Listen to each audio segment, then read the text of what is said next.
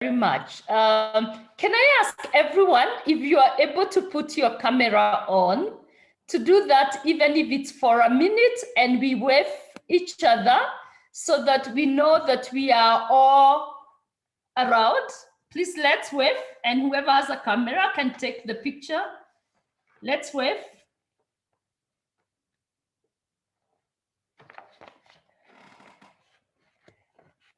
Thank you very much. It is my pleasure now to warmly ask Peter Camilling from Oxfam to welcome us with the first words. Please, Peter. Thank you. Thank you very much, Esther. Let me just make sure that I have all my issues in order.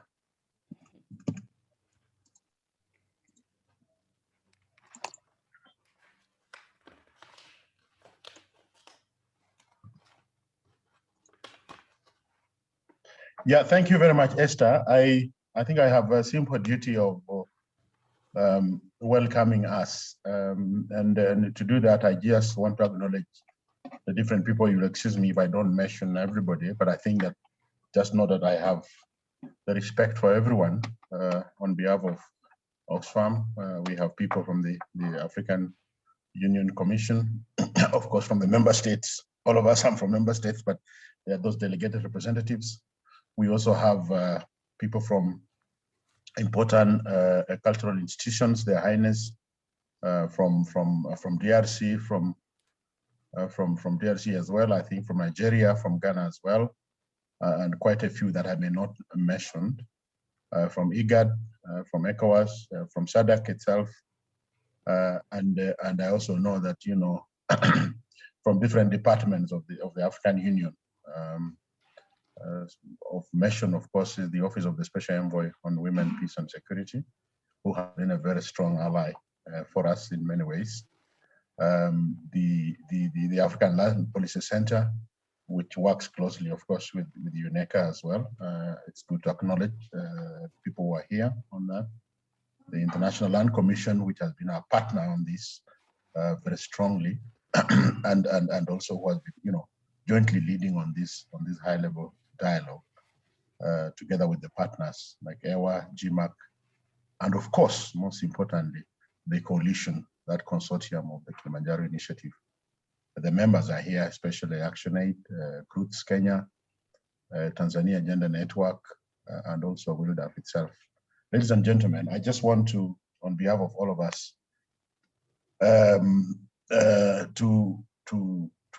to really welcome us to this reflective session.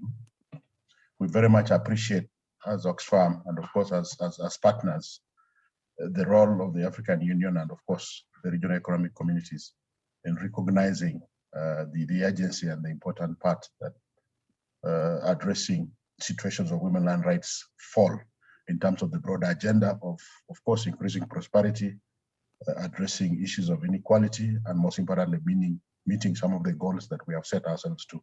A lot of that, of course, is reflected in the Agenda 2063 itself. And this dialogue is coming at an opportune time as well, when we are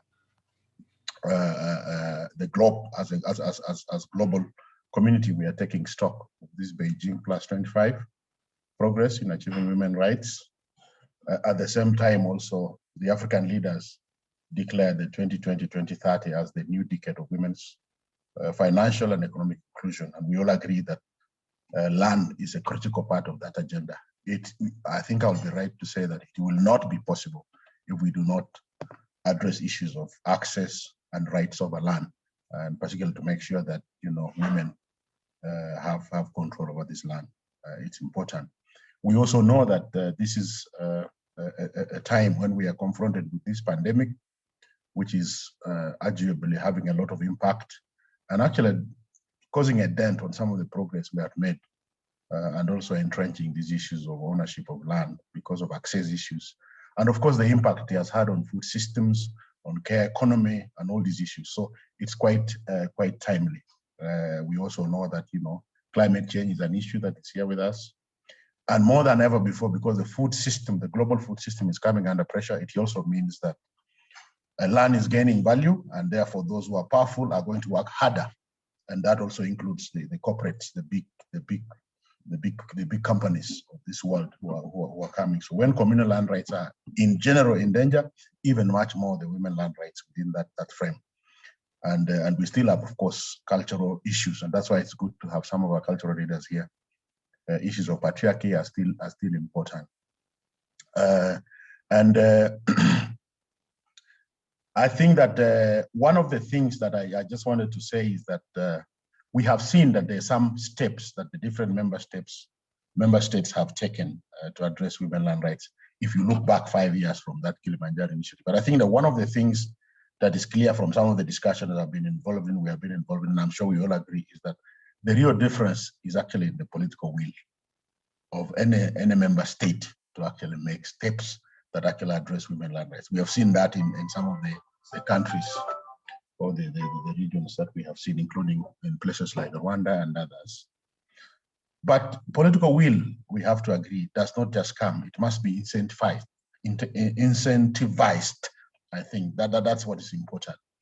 And that also means that citizens themselves who have a bearing on the political will must be able to work together and put our voices together. And that's why it's important to collect these voices together. And we are particularly happy with the new theme as well on the AU theme on arts, culture, and heritage. We also see that quite a number of things around access to resources, power, communal rights, individual rights, women's rights, have a lot of bearing on culture and of course, the things that go with it. Somebody told me that, if you want to identify a people, you look at their culture. That means their music, the language they use, their food, and the music. Those are the areas where those are the means through which exclusive cultural rights are perpetuated, or the inclusive. So if you don't impact on the culture and ways of working of the people, you might not make a lot of effort. That's why it's important to, again, make sure that we are paying attention to these issues of culture, identity as well, and what that means for women's land rights as well going forward. So we are hoping to strengthen this collaboration with the cultural leaders to ensure that, the land regimes that are entrenched in culture and tradition are those that actually are transformed to actually increase the rights of women. Maybe as I come to conclude on this, I just want to thank and acknowledge the efforts of many of us, these continental initiatives and networks that we have partnered with on the Kilimanjaro Initiative, GMAC, to mention in specific terms, EWA, SOA as well. We have worked very well together in trying to push for the implementation of this Maputo protocol, which has a very strong bias on women's land rights. So we really appreciate all of you who have been involved in organizing this dialogue. And in a special way, again, I want to appreciate the support of the AU office of the Special Envoy on Women, Peace and Security, the AU Women.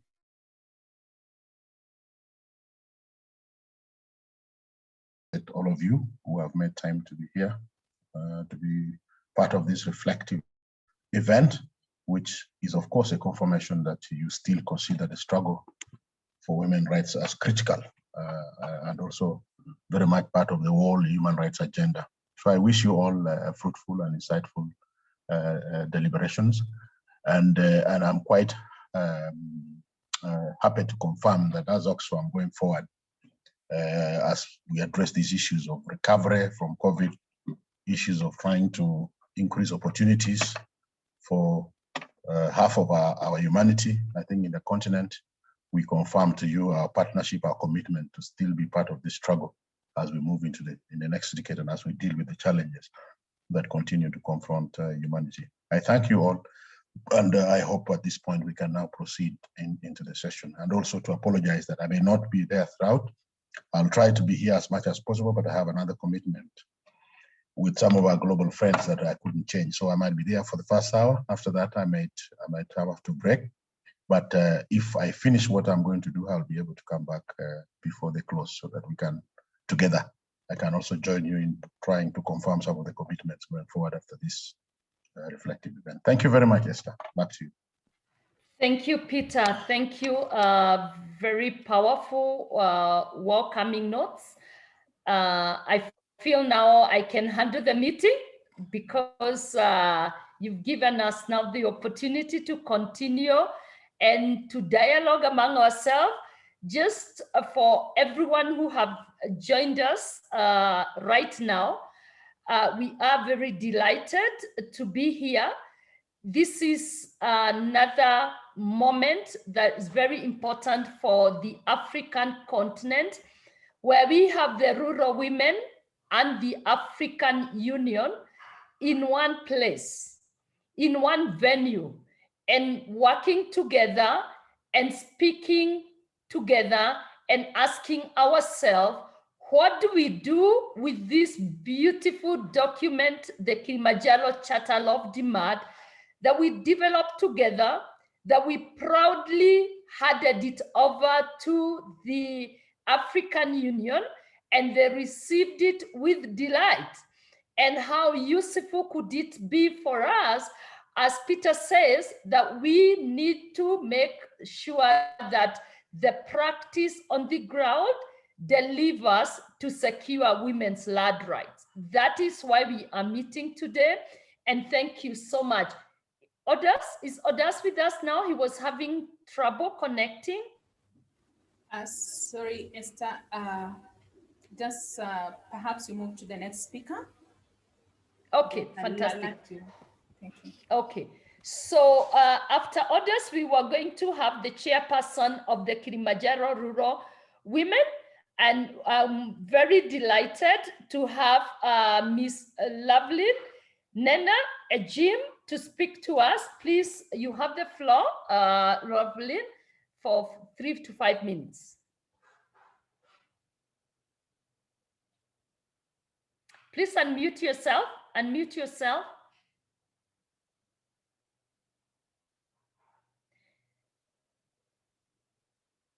Unmute yourself. Thank you. Just someone help her to unmute.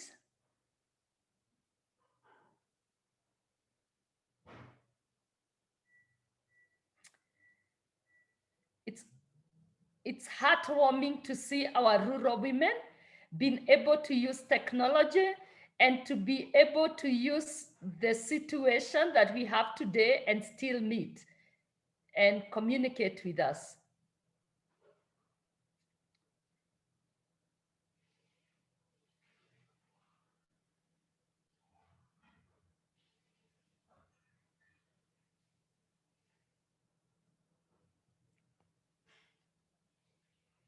Let's give them time to do that.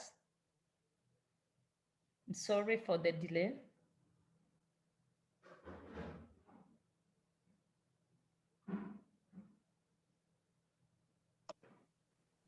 Thank you. Esther, sorry.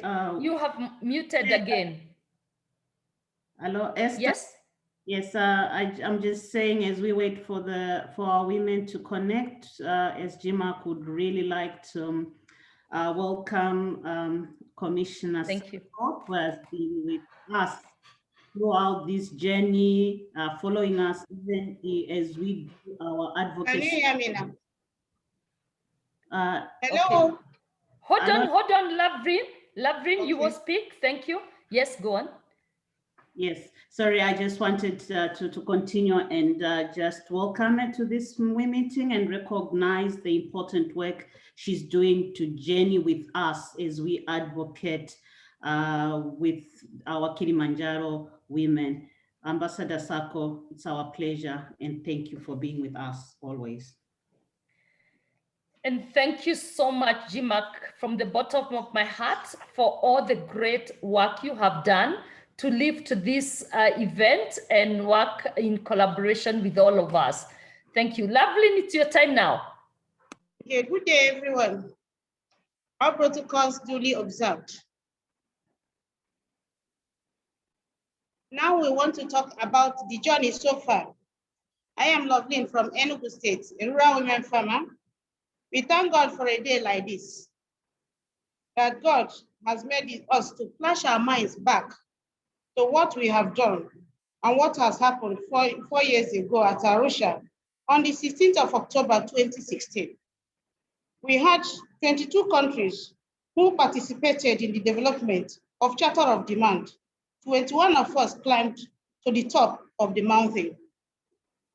This was followed by the endorsement of the Kilimanjaro Charter of Demand in January 2017 during the AU Gender Pre-Summit and further formally presented to the AU Heads of States by the former chairperson of the AUC, Madam Mozona Galmini Zuma, Pan-African Rural Women's Steering Committee.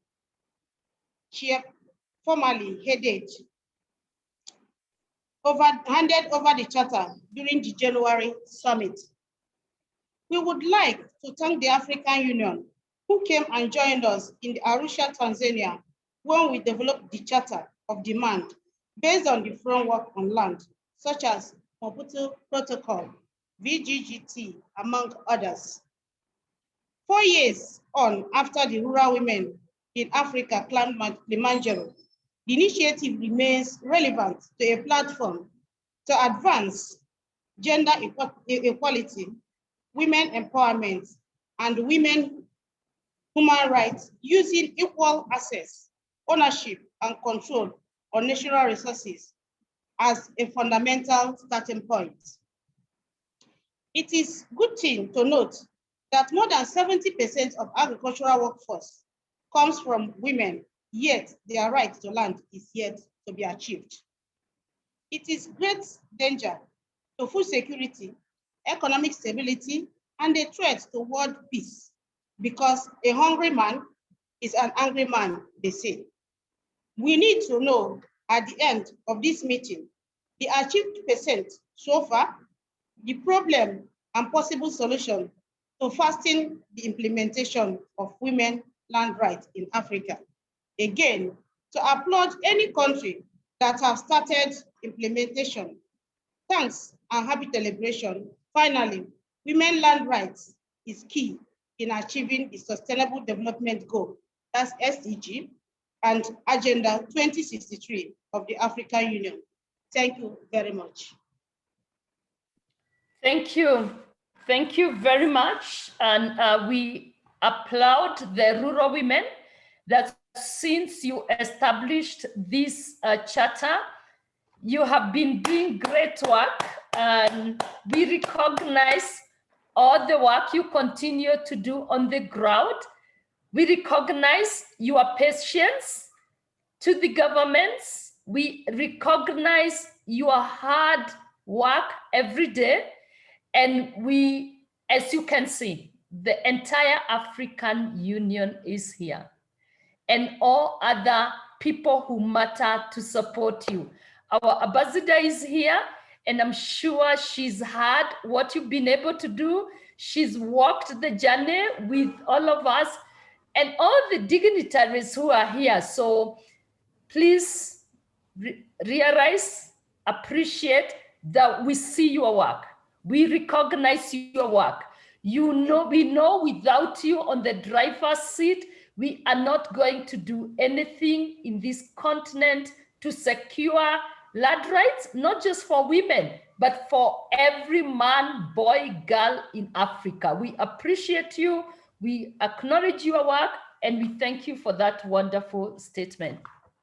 So at this juncture, we once Odas has been given the speak mic, I think there is a problem with there is a technical problem with Odas's mic, but once he gets the chance to speak, I'll come back to him.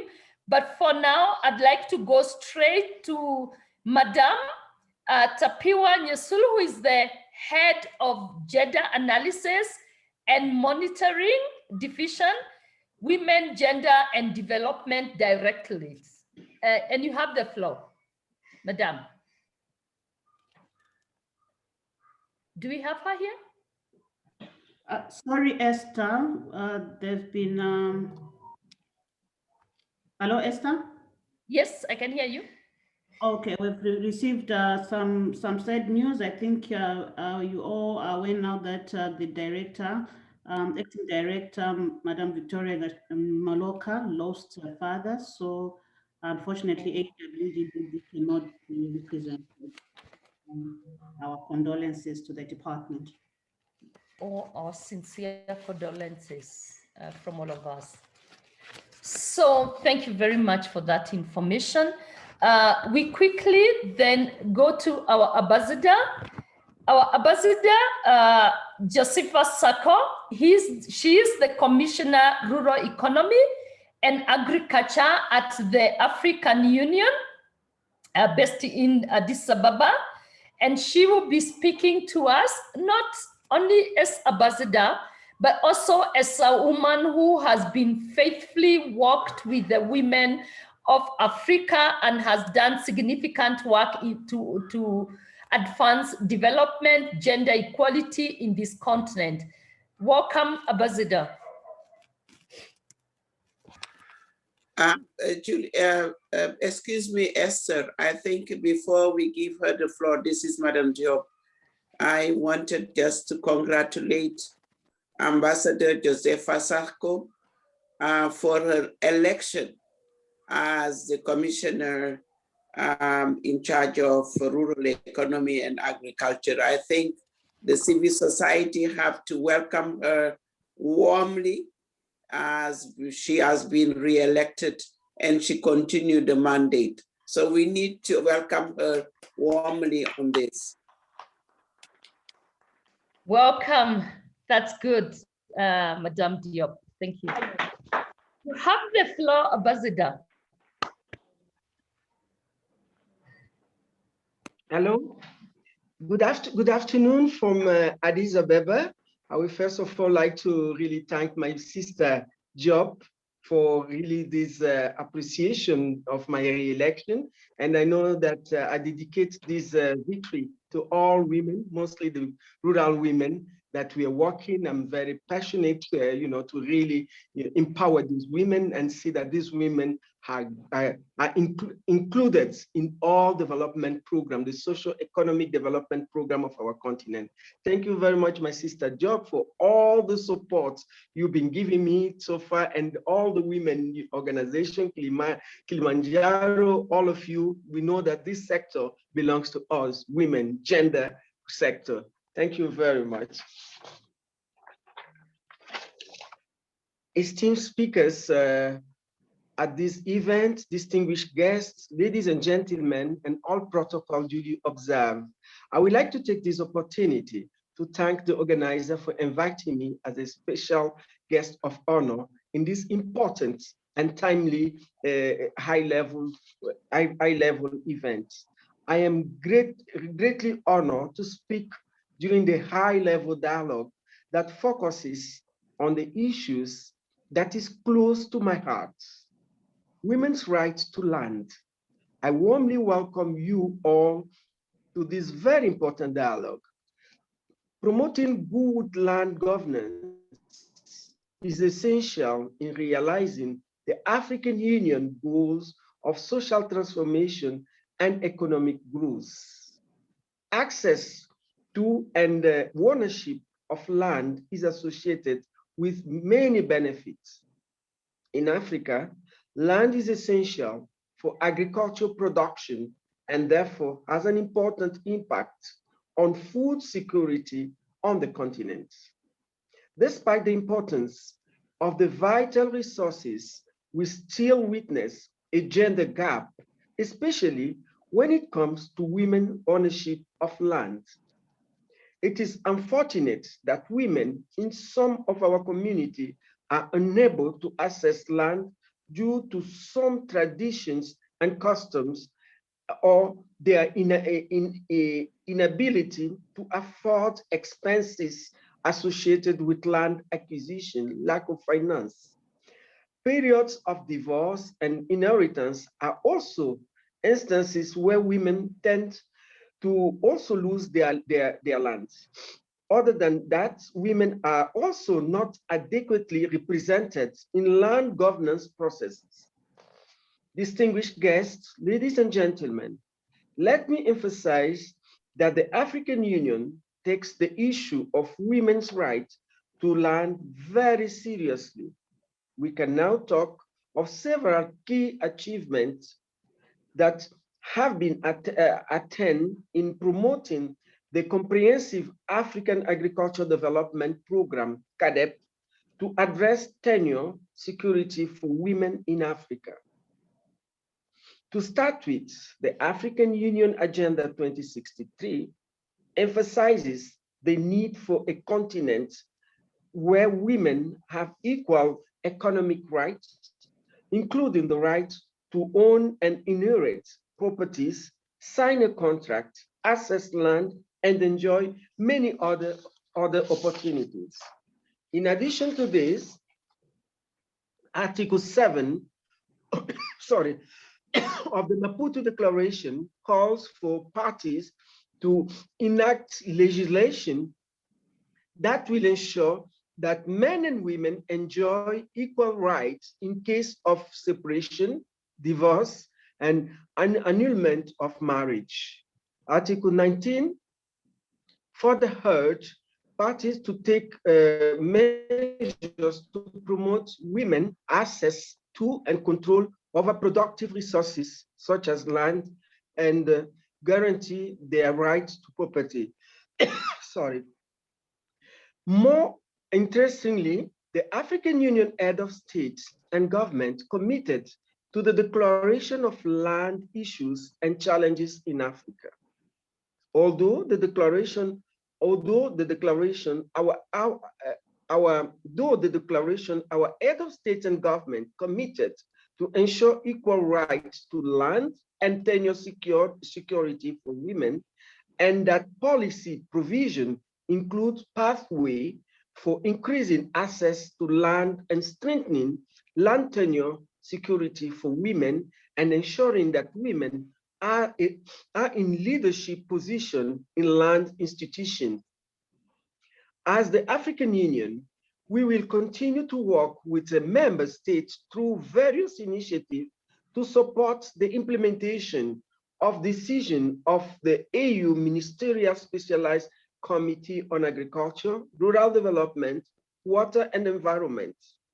The STC is the recent past has made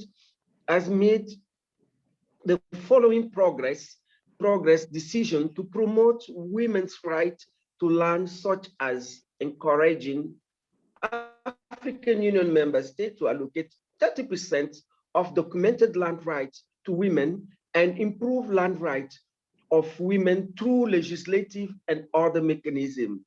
We had our 2020 biannual review report, and very little progress has been made on this commitment of 30%, because we're able to assess, the progress at the national level, our member states, and the report, the biannual review report is not very 30% commitment of our head of state to ensure the documented land rights to women.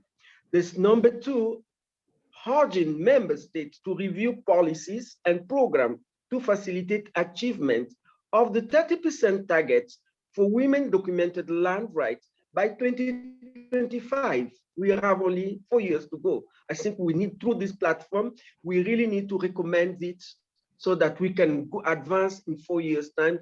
If we can achieve at least 50% of women that have this right, or out of the 30%, I think it will be really a good milestone.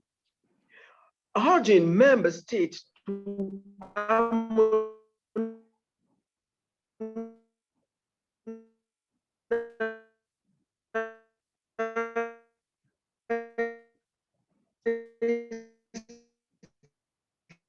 legal framework in favor of rights. This is another important issue, a continental strategy and guiding the land sector in Africa.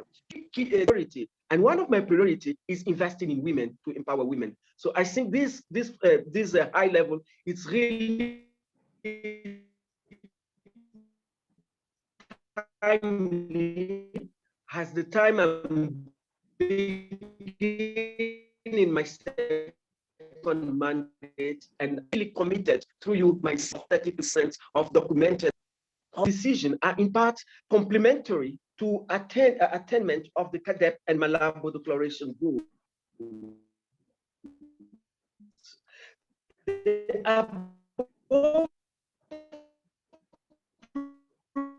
not sure whether it's my network or yes, Ambassador's network breaking. The level that exists on the continent to the you can't hear me? Hello? Can you hear me? The network here is very weak. The network in Addis is very weak. I think that's what is happening. But go on, we are following. It just sometimes there is the breakup, but we are following. I'm even using my phone because my PC, the network is very weak. Okay. Okay, thank you. I'm almost about. The above provision illustrates the level of commitment that exists on the continent and progress towards responding to the Kilimanjaro Charter of Demand. Beyond this affirmation, we as the African Union Commission have combined our efforts with the United Nations Economic Commission for Africa, UNECA, and the African Development Bank, ADB, to establish the Land Policy Initiative in 2006, which has now been transformed into the African Land Policy Center, hosted by the UNECA. The Land Policy Center is our conduct for supporting member states to deliver on the commitment that I have mentioned above and stand ready to engage with the stakeholders, including on the Kilimanjaro Initiative, to ensure that our African women can not only assess, but own and make decisions on how land can be used.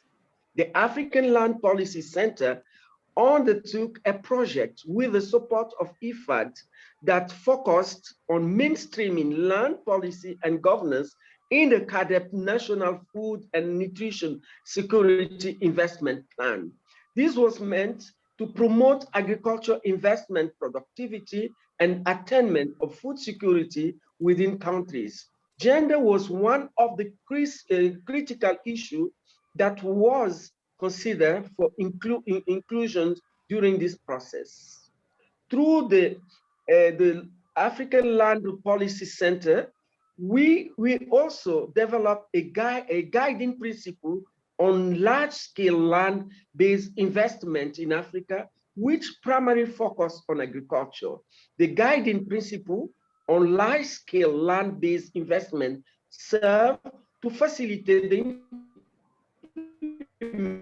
implementation of the comprehensive by protection and guidance to inform LSLBI in African agriculture. Fundamental principle 4 emphasizes the need for large-scale land-based investment to respect the land right of women, recognize their voice, generate meaningful opportunity for women alongside men, and not exacerbated the marginalization of women. Distinguished ladies and gentlemen, in closing, I would like to urge all of us to work together to ensure that the voice of our women at grassroots level are heard. The Kilimanjaro Initiative is a reflection of the impact that coordinated effort can have on influencing behavior change and encouraging land reform. I would like to congratulate the implementers of the initiative for the successes achieved to date. Let us continue to engage our traditional leaders, our members of the parliament, our land ministries, and other stakeholders to work towards the realization of women's rights to land through the implementation of various commitments, especially those made at the African Union level. I am confident that the status quo can change, and this starts with you and me working together and ensuring that policy and laws protect the interests of every African woman. I wish you all pleasant deliberation, and I thank you for your kind attention. Thank you very much. Thank you so much. Let's give a big clap to our ambassador, please. A big clap. You know, Ambassador Sakwa, if I was to leave this meeting right now, I'd leave knowing that I have an idea where we have come from. I have an idea what we have been able to achieve. I do have an idea where the African Union and your leadership want to take us. And I would leave this meeting very motivated and knowing that I shouldn't worry anymore, that our leaders at the highest level are committed. Thank you, thank you, thank you very much. It's also important that you recognize that there is no one who can do it alone. And I think that's very, very important. We are very much appreciated of that. I also want to add a pin that, you know, in Africa, we have this problem of digital divide, that all data is showing that whereas in developing countries, we have serious issues with digital technology, its access, its use, and the quality that we have, that it is even worse with women who are living in poverty, and that we risk leaving them behind. And you talked very eloquently about having their leadership, and without digital technology, that we cannot have them with us and being at the center and the leadership of what we want to achieve.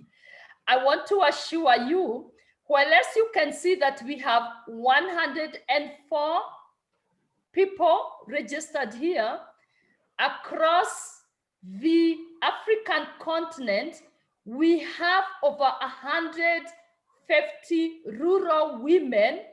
They are seated in different rooms as groups, and they are listening, because as individuals, they may not access effective technology to be able to engage with all of you.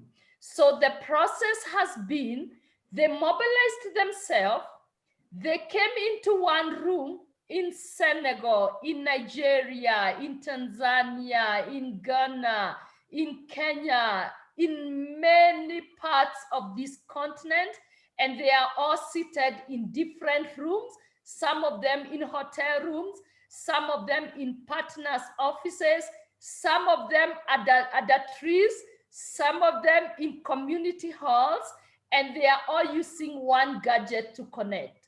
So your voice has been heard. Your commitment and passion to advancing women secure Latina has been heard, and we thank you so much for that. Now, it's at a time now, we need to have, I hope our technical people are available to provide us with the 3 minutes documentary. And I hope you'll be all ready to watch.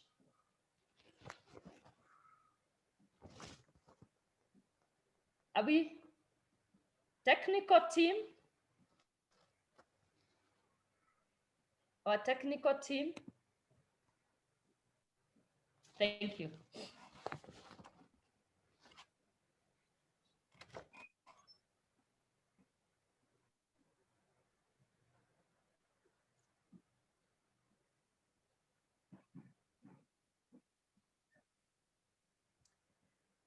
Is the voice there, or will you get it? Is there a voice? Yes, Madam Moderator, the voice is coming. Okay, thank you.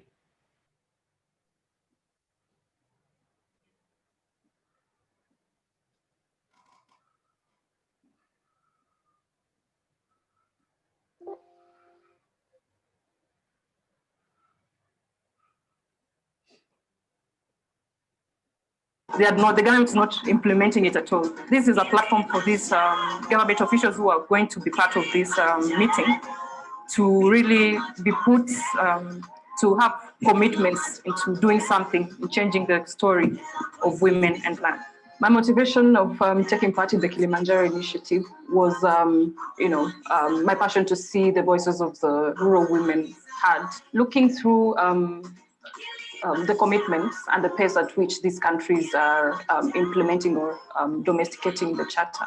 And going by the example of Rwanda and Malawi, it is a choice and it's a question of goodwill by the governments to really take women's land rights agenda as a priority in their countries, and also a learning opportunities for these countries which have not yet gotten to the point of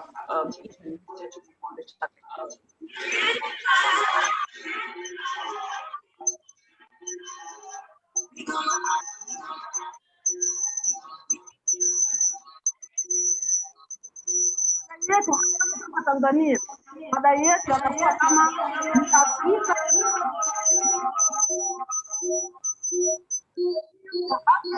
na dunia nzima kwamba rasilimali za taifa letu, mataifa yetu.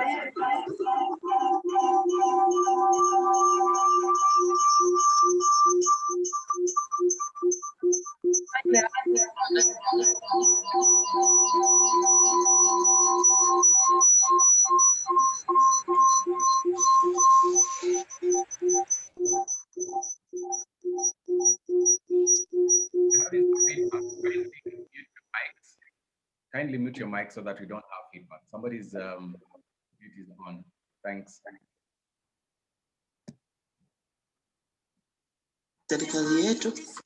Serikali yetu ya Tanzania imechukua hatua mbalimbali kuhakikisha wanawake wanamiliki ardhi.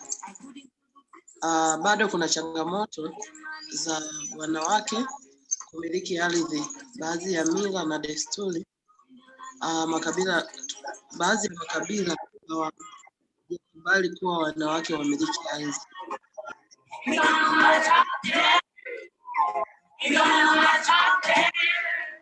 It's been quite a struggle. And the fact that women have to go to the top of Africa, call on leaders, it's actually quite a shame. They've come here basically to send a message to decision makers, right? People in power who should be working for them, not for multinational companies. So big chunks of land from Africa are being sold, there's land grabs happening and so on.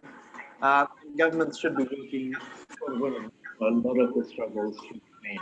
A lot of women, forced farmers are still struggling with access to land. You look at climate change and how communities are struggling to adapt to the impacts of climate change.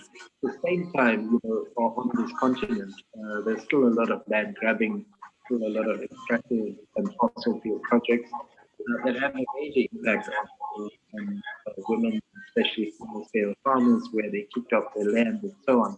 I think definitely a greater protection, both in terms of the law, but also government doing the right thing to ensure that these families, men and women, if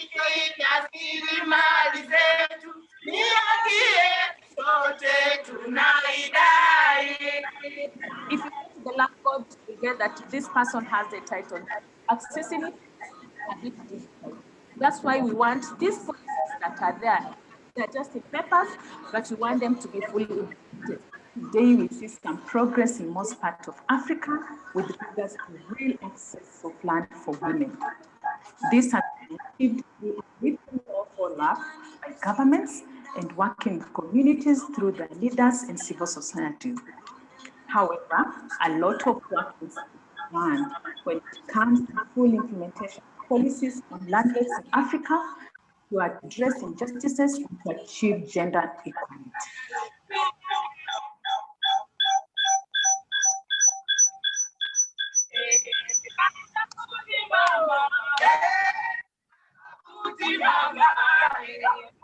We do most of the activities on the yet when policies and issues are being made concerning land, we lack of them. It's only the men who are there. because possibly there were opportunities there. Now we feel like it's time to wake up so that we show them we are here. Recognize us, yes, we have the brains, we have the IQ, we can do it. So major reason why we are up this hill this morning is particularly to come and let Africa know that we are demanding for our own land rights. We are having a serious change towards land inheritance for women. I think technical team, we could stop viewing the video because the quality is not coming through properly. But I think people have seen the gist of what this video want to communicate. That's my suggestion. Thank you. I think we were having trouble with the background noise, but thank you. It's a powerful video.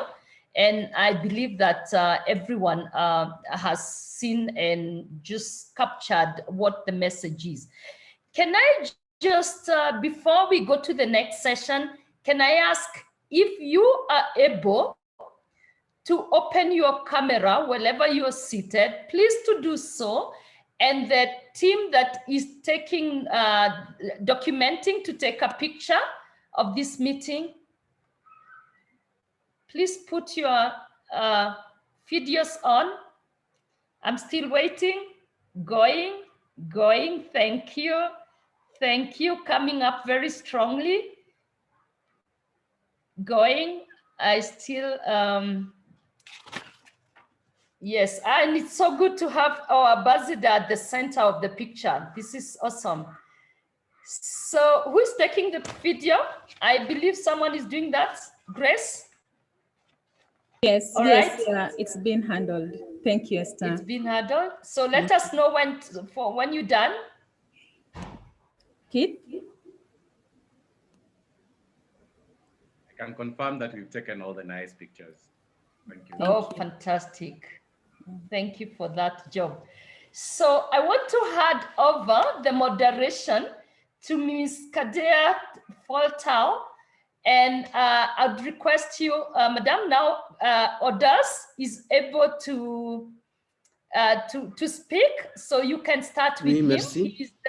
He's the head of ILC at the region of Africa, the office in the region of Africa. It's been very supportive and a contributor to the setting up of this meeting. Thank you very much.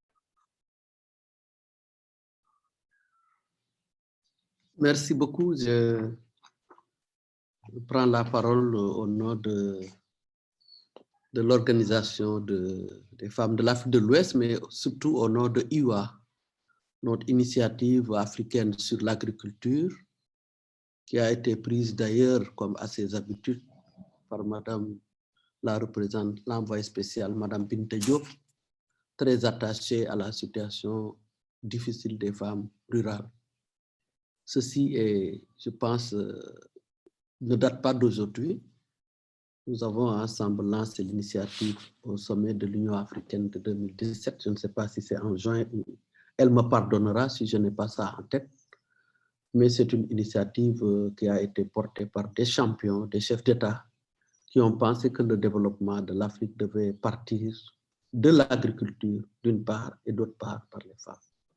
C'est la raison pour laquelle IWA, qui est une initiative continentale des femmes en agriculture, est notre initiative à nous, qui s'est déplacée de l'Union africaine jusqu'à certaines zones, beaucoup de zones d'ailleurs de notre continent. Et nous, au Sénégal aussi, on n'est pas en reste, évidemment. Et moi, je suis sénégalaise, donc vous voyez bien toutes les enjambes, nous aussi, qu'on a pu faire avec nos gouvernements et les acteurs qui nous ont poussés, en tout cas, à être au diapason de ce que nous prenons au niveau régional pour être en phase avec les politiques agricoles de la région à travers les pendants du PDDA qu'on a adopté dans le PRIASAN de la CEDEAO, dans lequel aussi nous sommes membres fondateurs. Et le IWA, donc, ne sera pas dépourvu de contexte qui pourrait en tout cas, lui servir de base de mise en œuvre au niveau des pays de l'Afrique de l'Ouest que je connais le plus. Donc, sans plus tarder, nous allons devoir commencer notre session. Je ne sais pas si Peter reprendra la parole. Peter Kamalingue, il avait parlé tout à l'heure au nom de Oxfam. S'il est là, je peux faire la revue des troupes avant qu'on commence. On demande aussi si Audace est parmi nous. Et Madame Loveline aussi. Nous aimerions bien savoir s'ils sont parmi nous. Elle est parmi nous. Madame Loveline aussi, est-ce qu'elle est avec nous? Et nous aurons aussi Madame Tapiwa. Est-ce que je peux avoir la parole de l'ensemble de ces panélistes? Est-ce que je peux avoir un signe de leur présence?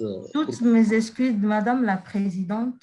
Oui. Votre session déroule Hello, Ms. Kader. We are in the second page of the program, and we were supposed to start with Léa. Le bureau m'a appelé tout à l'heure pour me dire que ce n'est pas la bonne version.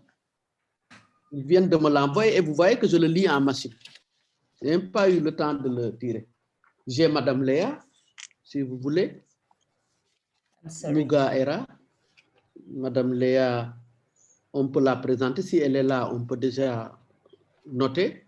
Il y a Madame Zeynab aussi, qui est dans l'autre page du document que j'ai. Léa Essa.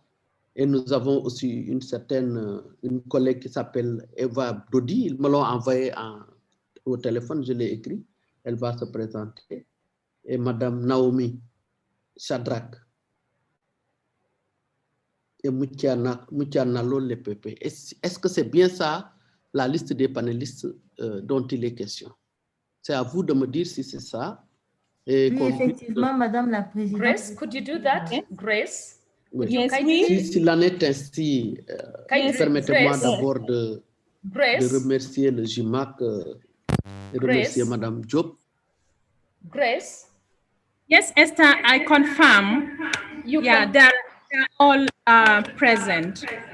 Thank you. They are present, starting from Léa, Zainab, Eva, Rukshana, Naomi, and Madame Motrana Nalo. And then we are starting, is that the right program? And that we are starting with Audace because he was unable to. Okay. Sorry for that. I apologize. My video was not on. So I just was asking Grace to confirm that the list of participants that we have starts with Léa, Zainab, Eva, Rukshana, Naomi, and Motranalo for this session, and that we are starting with Audace, who was not able to speak for the previous session. Could you confirm that?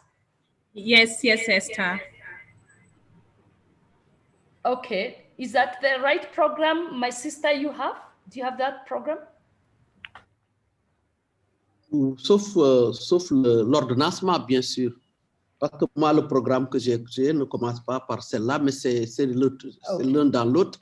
Ça nous fait toujours plaisir d'écouter une collègue qui n'a pas pu s'exprimer. Donc, on va commencer par le listing que vous venez de dérouler.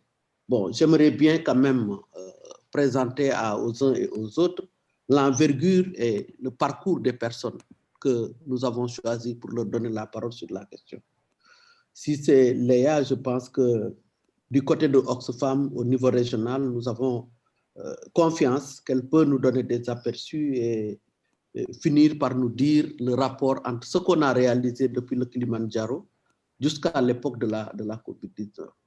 Pour ce qui concerne Zeyna aussi, au lieu de les présenter une à une, permettez-moi de passer en revue le panel pour leur permettre de laisser la parole. Ça nous fait gagner du temps.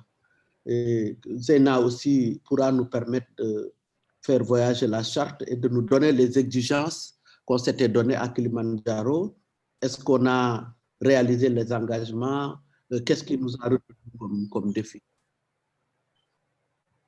Il y a un autre micro qui est ouvert. Hein? Et Awa aussi, nous aimerions bien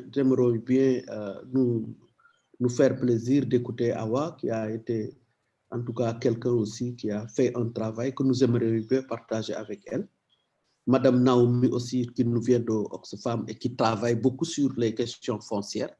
Nous aimerions bien avoir la chance de pouvoir partager, en tout cas, ces expériences entre le foncier et l'agriculture. Parce que ce n'est pas toujours le foncier qui fait l'agriculture ne pouvant pas être fait sans le foncier. Nous aurons le temps d'y revenir, mais il y a certainement des articulations à faire dans ce sens. Madame Muchanalo aussi, qui est directrice exécutive en Afrique du Sud sur les processus et actions de suivi de Beijing plus 25, évidemment, devrait nous rafraîchir la mémoire pour qu'on puisse savoir est-ce que Beijing plus 25 est meilleur que ce qu'on avait fait avant Beijing, parce qu'il s'agit d'évaluer nos efforts depuis Beijing. Est-ce qu'on a vraiment fait les efforts qu'il faut et qu'on attendait ou non? Donc, vous me permettrez encore une fois de remercier tous ceux qui sont en ligne et qui écoutent cette session qui sera certainement très intéressante et de laisser la parole maintenant à... Vous avez dit qui doit commencer parce que je n'ai pas son nom avec moi. Madame la Présidente, nous allons commencer par Léa Muguhera. D'accord. Donc, Léa, c'est celle qui est sur ma liste. Madame Léa, vous avez la parole, s'il vous plaît.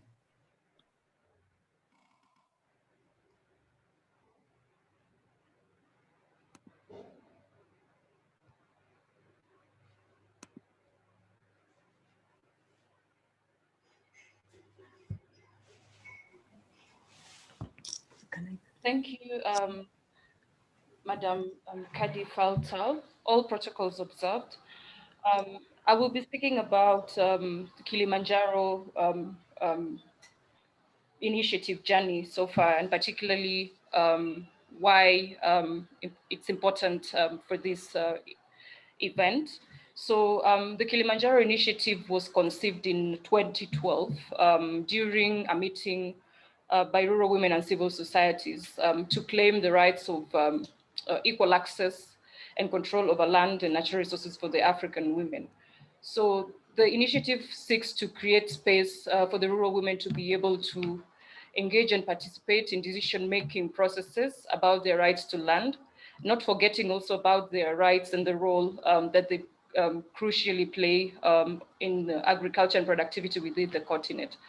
So in October 2015, in October 2016, 15th and 16th day, and in marking the day of the International Rural Women's Day, there was a culmination of the mass assembly in Tanzania, Arusha, at the foot of Kilimanjaro mountain, where we also, with different Kilimanjaro Initiative consortium member organization, including Oxfam, ActionAid, TGNP, Kenya Land Alliance, and other organizations in support of the initiative, including WILDAF, mobilize women across the continent to then do that central platform for them to raise their voice about women land rights, and use take advantage of the foot of the Mount Kilimanjaro initiative as an iconic moment for them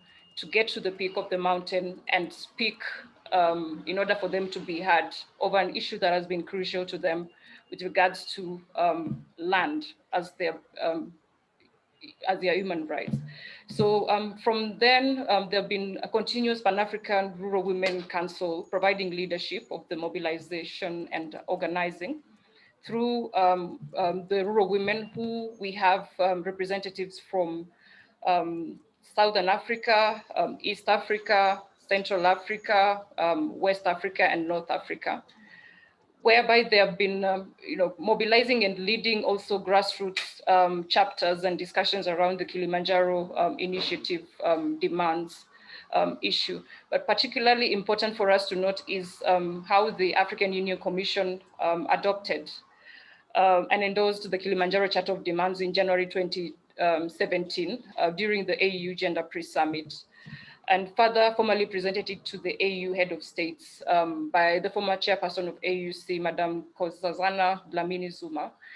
Then the Pan-Africa Rural Women Steering Committee Chair, who is Madam Loveline Lenajim, who was spoken to us in the opening, formally handed over the charter during the January summit. That transition of handing over the charter was an epic moment to then have the policymakers, especially under the leadership of the African Union Commission, to then steer another journey that will then lead to the domestication and implementation of this Charter of Demands into the respective national context, where we will then we're expecting to have the Charter of Demands be in sync with the national policies and laws to then accelerate the implementation of women land rights within the national context. So 4 years on, after the rural women in Africa climbed the Kilimanjaro mountain, there still remains some relevant platform to advance gender equality and women's empowerment of women for equal access and ownership and control of the natural resources. But particularly at this moment, the rural women movement are still continuing to push for the leaders at the national, local context or local levels, international levels, to honor the demands and secure their land rights with presentation of the charter in these different spaces and putting them to task to then share or mention how far it has been for them to then keep to their promise of making sure that this implementation goes well, thereby contributing to the increment of women's ownership of land and progress in terms of law policies that integrate the rights of women with regards to it. So keeping this momentum, each consecutive year, just after the 2016 Kilimanjaro iconic moment in Tanzania, the consortium members organization have been diligently and faithfully supporting the rural women, small scale farmers to mark the anniversary and facilitate also their presence in different international spaces from the regional level, local level, to them frame policies and be part of the discussions that will be driving, what is most important for them in terms of still being in the struggle of demanding for their rights to land. So the Kilimanjaro Rural Women and the consortium members have been active in advocacy, policy dialogues and engagements in this level and in these spaces. But still there is some level of concern, especially from the Kilimanjaro women looking and relating to the processes that are happening at the national level in their own countries, to then say, as much as this charter was adopted and member states put commitment to take it forward, still there are some countries that are lagging behind that have not even adopted the charter. So that's why we felt it was important to then come up with this convening, for it to offer a space for all civil societies, the rural women and the policymakers who were present then, to reminisce on the importance of making this charter a reality.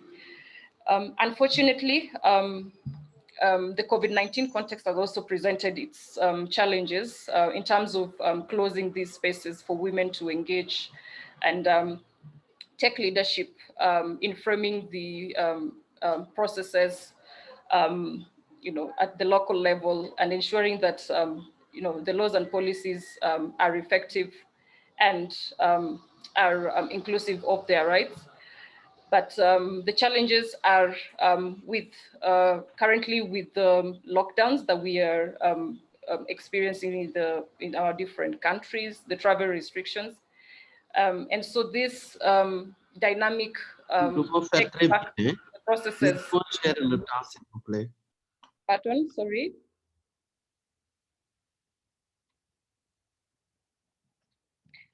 Sorry, I'll just finish up. So the pandemic is reducing the presence of the women to then be highly active in advocacy and policy processes that will then mean that their presence and leadership is missing.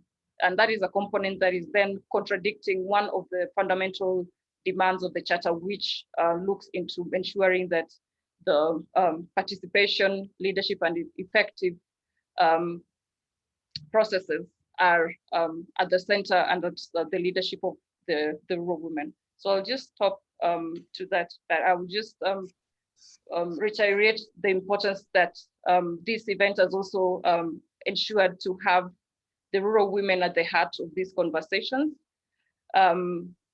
despite that it is now online. And it is a good gesture that even if the lockdowns are happening, we are trying to facilitate the rural women still to engage virtually to make sure that they really come to see or get their dreams moving in terms of spearheading the processes of the Charter of Demand. Merci in beaucoup. National context. Thank you.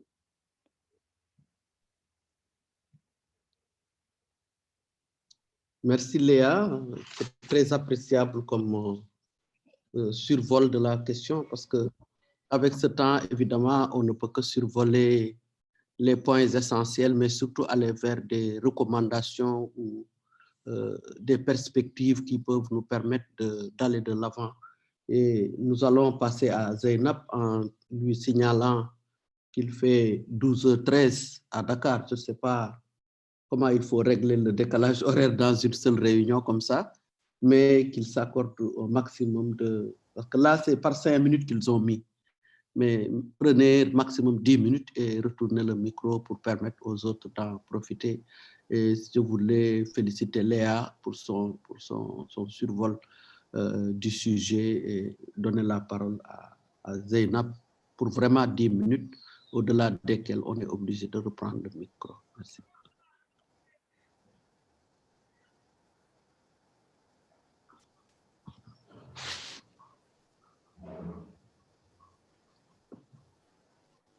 Thank you. Just a clarification, my sister. They only have 5 minutes. On vous entend pas, hein? They only have 5 minutes.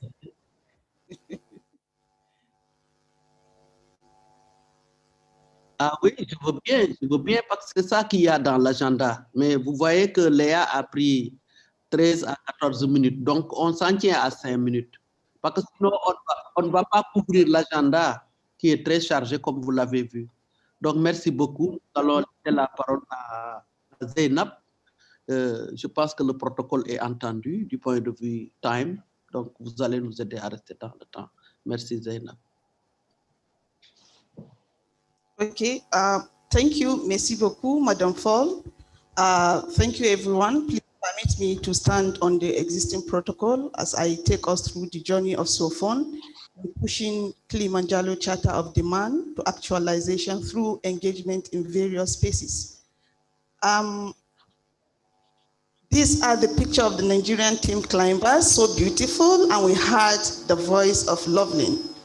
So our involvement, SOFON as an organization that brings together over 5,000 smallholder women farmers across Nigeria to champion targeted and coordinated advocacy at local and national level for increased investment and development policies and practices that support smallholder farmers, participated in the Kilimanjaro Initiative. So we participated as part of the Pan-African Women Council and part of the Kili Initiative movement. So what did we do after the Kilimanjaro movement? We had a sensitization and dissemination of the Kili Charter of Demand to various women farmers.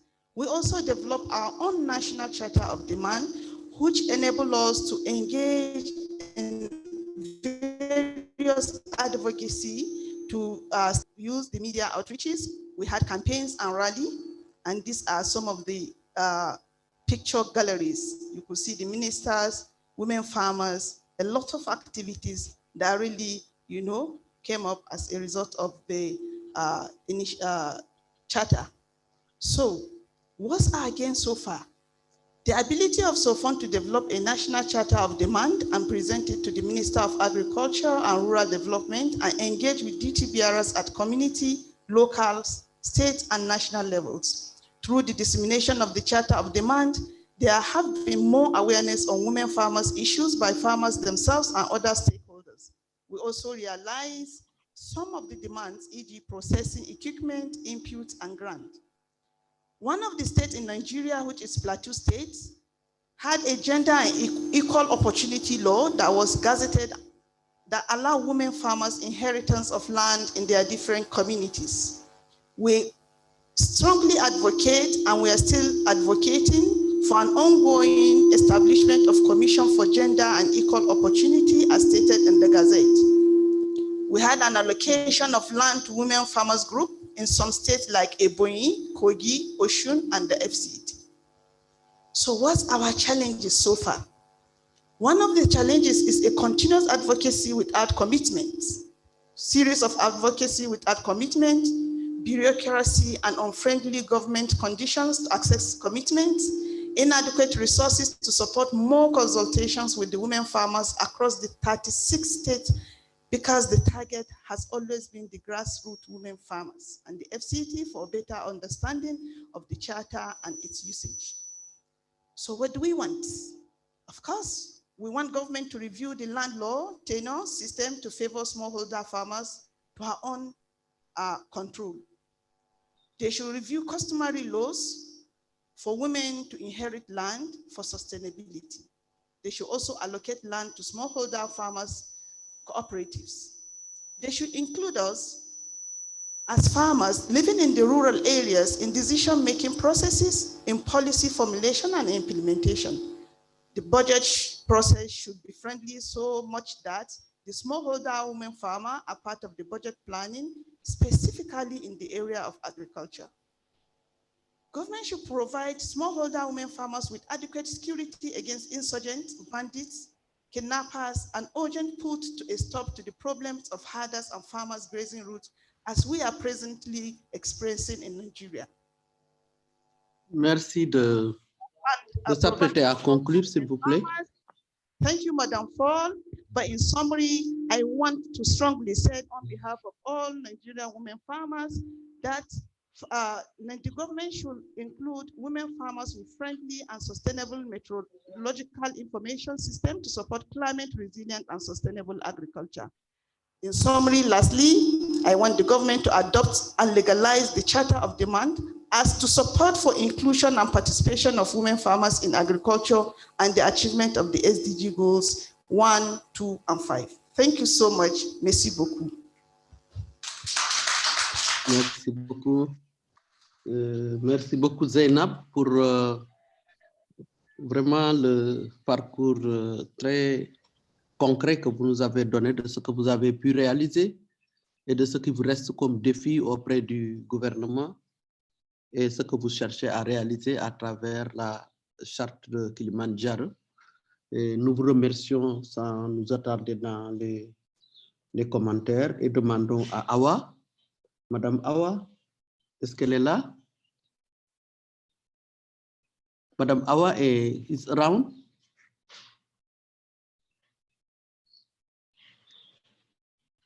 Vous pouvez nous aider à retrouver Madame Awa? Madame Awa est avec nous? Bon, sinon, nous allons passer à Madame Naomi.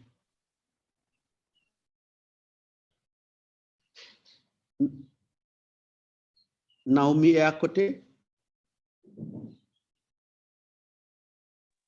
Yes. Madame Naomi est avec nous? Vous pouvez nous aider à les retrouver? Ok. On n'a pas le son, hein, pour me permettre de savoir. Thank you so much. C'est elle, hein? Thank you so much for this Je ne la opportunity. reconnais pas. Madame Naomi, vous avez la parole. Et Naomi est une femme qui travaille, elle est conseillère foncière au niveau de Oxfam International. Et elle travaille sur la charte de Kilimanjaro. C'est sûr qu'elle a des enseignements qu'elle peut partager avec nous. Donc, sans plus tarder, Naomi, nous sommes à l'écoute. Vous avez la parole, s'il vous plaît. Merci.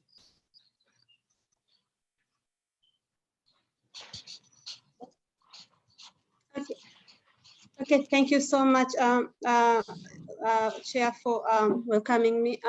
I'm going to talk about what the Kilimanjaro Charter of Demand offers on tracking the SDG. And I'm going to focus on the two goals, goal number 1 and goal number 5, the 3 targets, 3 indicators, 1 for 1 and 5A1, which talks about population, population of adults, and 5A1, which is a bit similar but focuses on agriculture population. And the last one, 5A2, which focuses on the legal framework. And I'll reference 2 documents. The first document I'll reference is the research which was done last year by the SDG Momentum Group, comprises of many organizations, but this was done by International Land Coalition, Landesa, and Oxfam, where we were looking at the progress which has been done on the SDG commitment. And another reference I'll use in my discussion is the scorecard, Women's Land Rights in Africa scorecard, which was developed by PLAS, Oxfam, and Tropac. The 2 documents I'm referencing today shows us that we are not doing well in terms of women's land rights. In the first one, looking at the progress, we were looking at the voluntary review which were done. What we see is countries are not reporting, and reporting on perception, which shows the real views of people, how women are looking into issue of women's land rights. We see countries are not reporting on that, and this gives us an indicator that countries are not doing so well in their commitment on women's land rights. Based on my discussion today, now I'm looking at how Kilimanjaro Charter of Demand can be an opportunity for tracking the SDG. This can help the institution within the Africa Union, which are working on the SDG, using this very important document, voices of grassroots women themselves. Their demands are very important and crucial even now, because what they demanded is translation of these laws and policy into their local languages. And also they wanted sensitization of leaders, sensitization of official leader and their chiefs and men in their country. And also they demanded for sex disaggregated data, and this data should be put in the public, community, and private areas. They should be seen.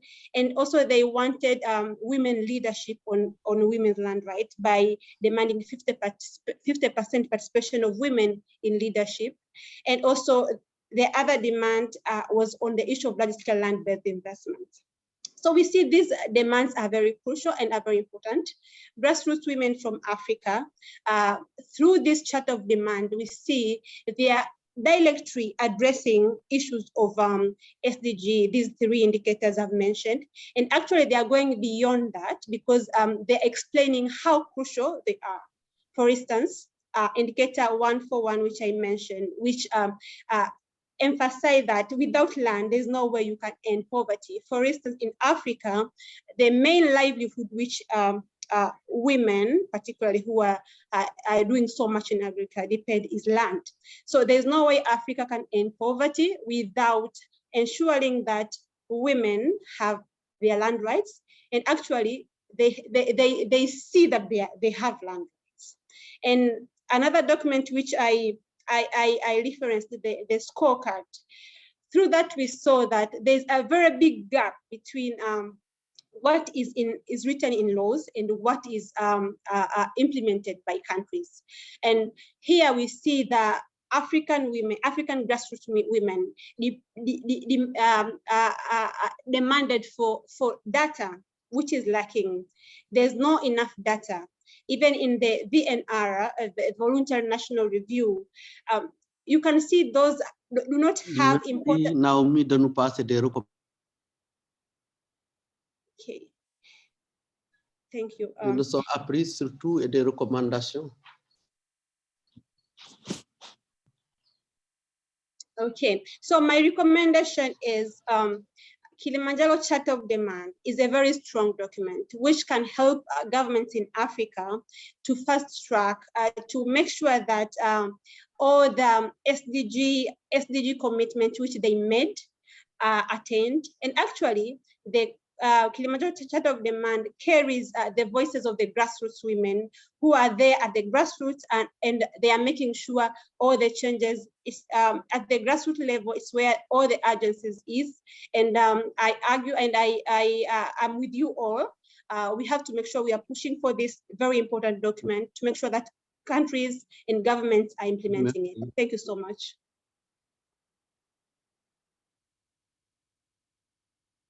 Merci Naomi, ça a été très appréciable en faisant le lien avec les ODD qui sont évidemment un référentiel mondial, universel. Avec nous, ce qu'on a en Afrique qui est la charte de Kilimanjaro. Je pense que l'exercice de link auquel vous venez de nous inviter pour acclimater les ODD chez nous est extrêmement enrichissant comme démarche que nous devons poursuivre peut-être dans d'autres circonstances. Nous sommes à presque 12h30, nous sommes à 12h28 et je voudrais prendre le temps de donner la parole à Madame Lebépé. Madame Lebépé, si elle est à nos côtés, il est 28, donc elle devra finir à 32. Nous sommes vraiment désolés pour le temps, pour tout ce que vous voulez dire et que le temps ne nous a pas permis d'écouter. Madame est à côté. Madame le BP est à côté. Si elle peut se signaler.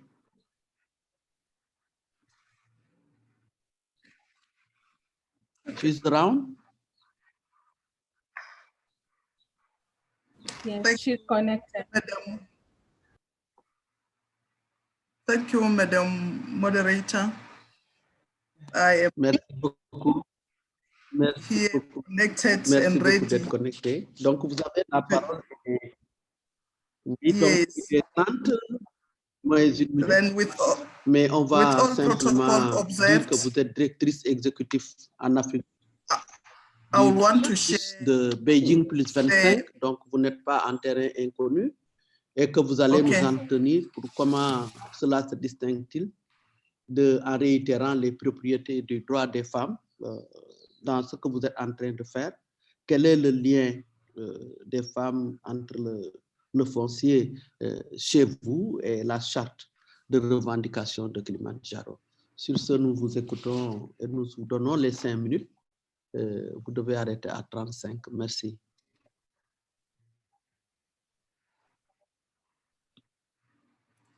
Thank you, Madam Moderator, and fellow panelists and attendees of this very important dialogue about the women's land rights.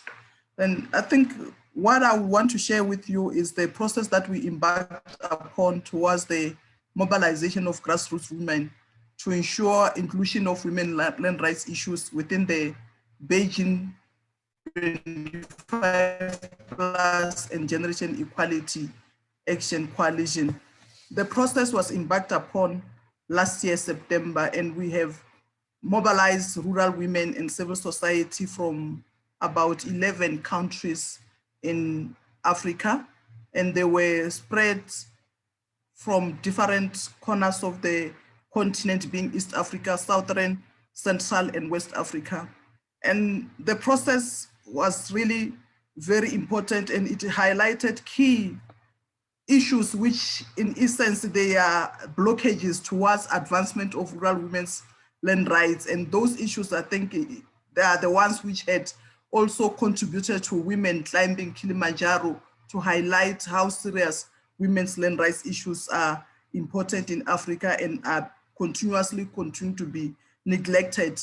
I think key to that is that the observation has been that the majority of the population in the continent are women. But regardless of that, we still find only 13% of women owning land.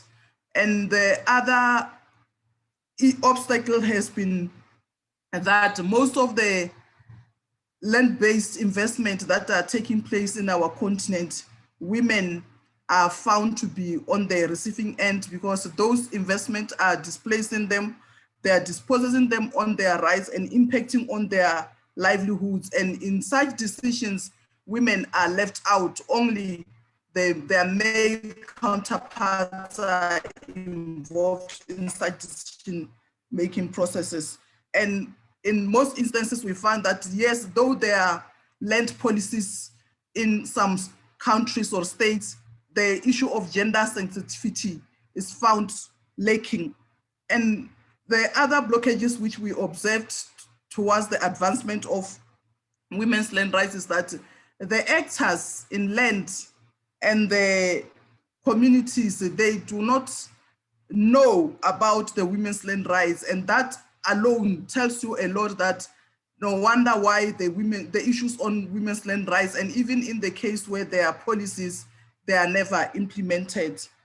And key to the day as the Beijing Plus, one recommendation which is really talking to the mid-session for today and also the Kilimanjaro Charter of Demand is that the women and should be part of the African Union Commission depositary of key documents and frameworks which the states and the regional economic blocks can use as a reference when it comes to issues on land policy formulation and implementation.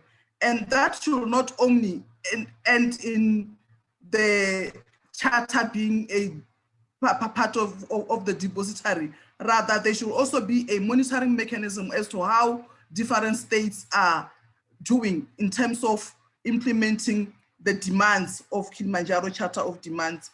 I think in a nutshell, I will end there. Thank you, Madam Chairperson.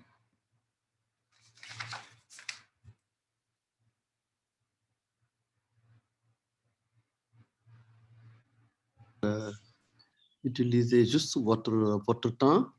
Nous venons de, sauf erreur de ma part, la personne qu'on demandait, Awa, je ne sais pas si elle nous a rejoint. S'il en est ainsi, nous venons de faire le tour des experts panélistes que nous avions dans cette session. Toutes mes excuses, Madame la Présidente, toutes mes excuses. Oui, je vous en prie. Madame Eva Dodi Mageni, elle est présente. Elle pourra prendre la parole et après, bien sûr. Monsieur Rukshana Nayakara qui pourra prendre aussi la parole. Ils sont là. On m'a envoyé les noms parce que je ne les ai pas avec dans le truc que vous m'avez donné. D'accord. Bon, sinon, je vous laisse les introduire parce que sinon, ça peut nous faire perdre du temps. Madame Awa, vous avez la parole. Eva Dodi.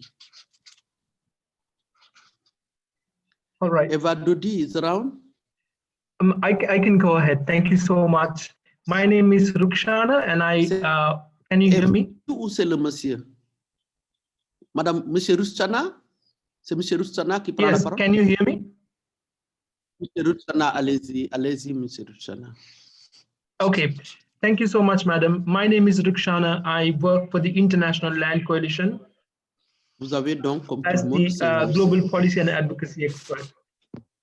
So what I'm going to do here is give you a very brief overview about what we are doing in monitoring how state parties are reporting on SDG land targets. And what is the status and what the civil society organization. Just 1 second. Are we okay with the English speakers? Are hearing English? Le son de la réunion n'arrive pas, de M. Rukshana n'arrive pas. S'il peut recommencer à nous permettre de savoir ce qu'il propose. Mr. Rukshana is speaking in English, so the interpreter should go into the French booth, not English booth. Yeah. Please. Yes, thank you. All right. I'm going to be very brief. I'll start again if you have missed anything. My name is Rukshana. I work for the International Land Coalition and focus on global policy and advocacy in my work. So what I'm going to do is give a very brief overview about what how state parties are reporting in relation to SDGs and what civil society organizations can actually do. So if we look at the 2030 agenda, it's extremely important to achieve the land targets in the context of Kilimanjaro declaration and what we want to achieve. If we look at the SDG 2030 agenda, I'm going to build a little bit on what Naomi has presented. We are looking at 4 key targets in relation to land. We are looking at SDG number 1, goal number 1, and 1.4, which is basically talking about ownership and control over land by men and women equally. And also, this relates to eradicating poverty. And the goal number 2, which relates to eradicating hunger by 2030, talks about securing equal access to land for both men and women in the context of small-scale farmers. And we look at the SDG goal 5, which talks about gender equality. We talk about access and control over land by women. And then finally, we also want to look at a little bit on land degradation. These are the key targets, but that does not mean at a broader sense, there are other targets which are actually can be included or relevant to land. For example, if you look at SDG 16.10, which talks about human rights defenders, it relates in the context of land and environmental defenders. So it's related. Or 16.5, where the world wants to reduce bribery and corruption by 2030, corruption has a huge implication in achieving land rights of the people. So what I mentioned, the 4 targets are the key targets that we are doing. Okay, so what are we doing from the ILC and from the Land Momentum Group? So SDG Land Momentum Group is a coalition of civil society organization and multilateral organization who have come together to monitor the SDG targets, the land targets, and how they have been implemented and what we can do. So what we did last year in 2020, after the SDG High-Level Political Forum in July, we conducted a brief research to look into how state parties have reported on land targets. So there were 47 countries who reported in 2020, and we look at 42 reports. We did not look at reports which were submitted in Russian or Arabic. We look at all the reports which were submitted in French, English, and Spanish. Here, what we found, only 7 countries out of the 42 countries reported on land targets, and that is also partial. And this is actually a dismissal picture that state parties are not actually interested in reporting or not reporting. So what we can do as women's rights organizations or civil society organizations at a broader level to encourage state parties to report. If you want to measure progress, it's extremely important that we generate data and we report and we create baselines and periodically report how state parties are reporting. So SDG Land Momentum Group in the past year has developed a methodology to assist both state parties and civil society organizations to help them to monitor the progress of the 4 key land targets that I mentioned. Also, this can be expanded to any other targets that you are interested in reporting. So what I'm telling you is, I'm inviting all of you, whoever is interested here, that we are very happy to provide technical support, both to the governments and to civil society organizations. Even in cases where governments report, what we have to say is, it's important that civil society reports by themselves, because often, even when the governments report, their reporting is kind of limited in scope because they report a number of targets. So it's important civil society come forward and then use a methodology which is scientifically proven and then generate data, at least to start with a baseline. And if we do it periodically, we can measure progress. So I'm going to finish my presentation, very brief intervention here. So what I'm inviting all of you is, like, if any one of you are interested in learning about this methodology, working with you and getting in touch with Esther or any other partner, Oxfam here, and we are very happy to help with you to work on this. Thank you so much.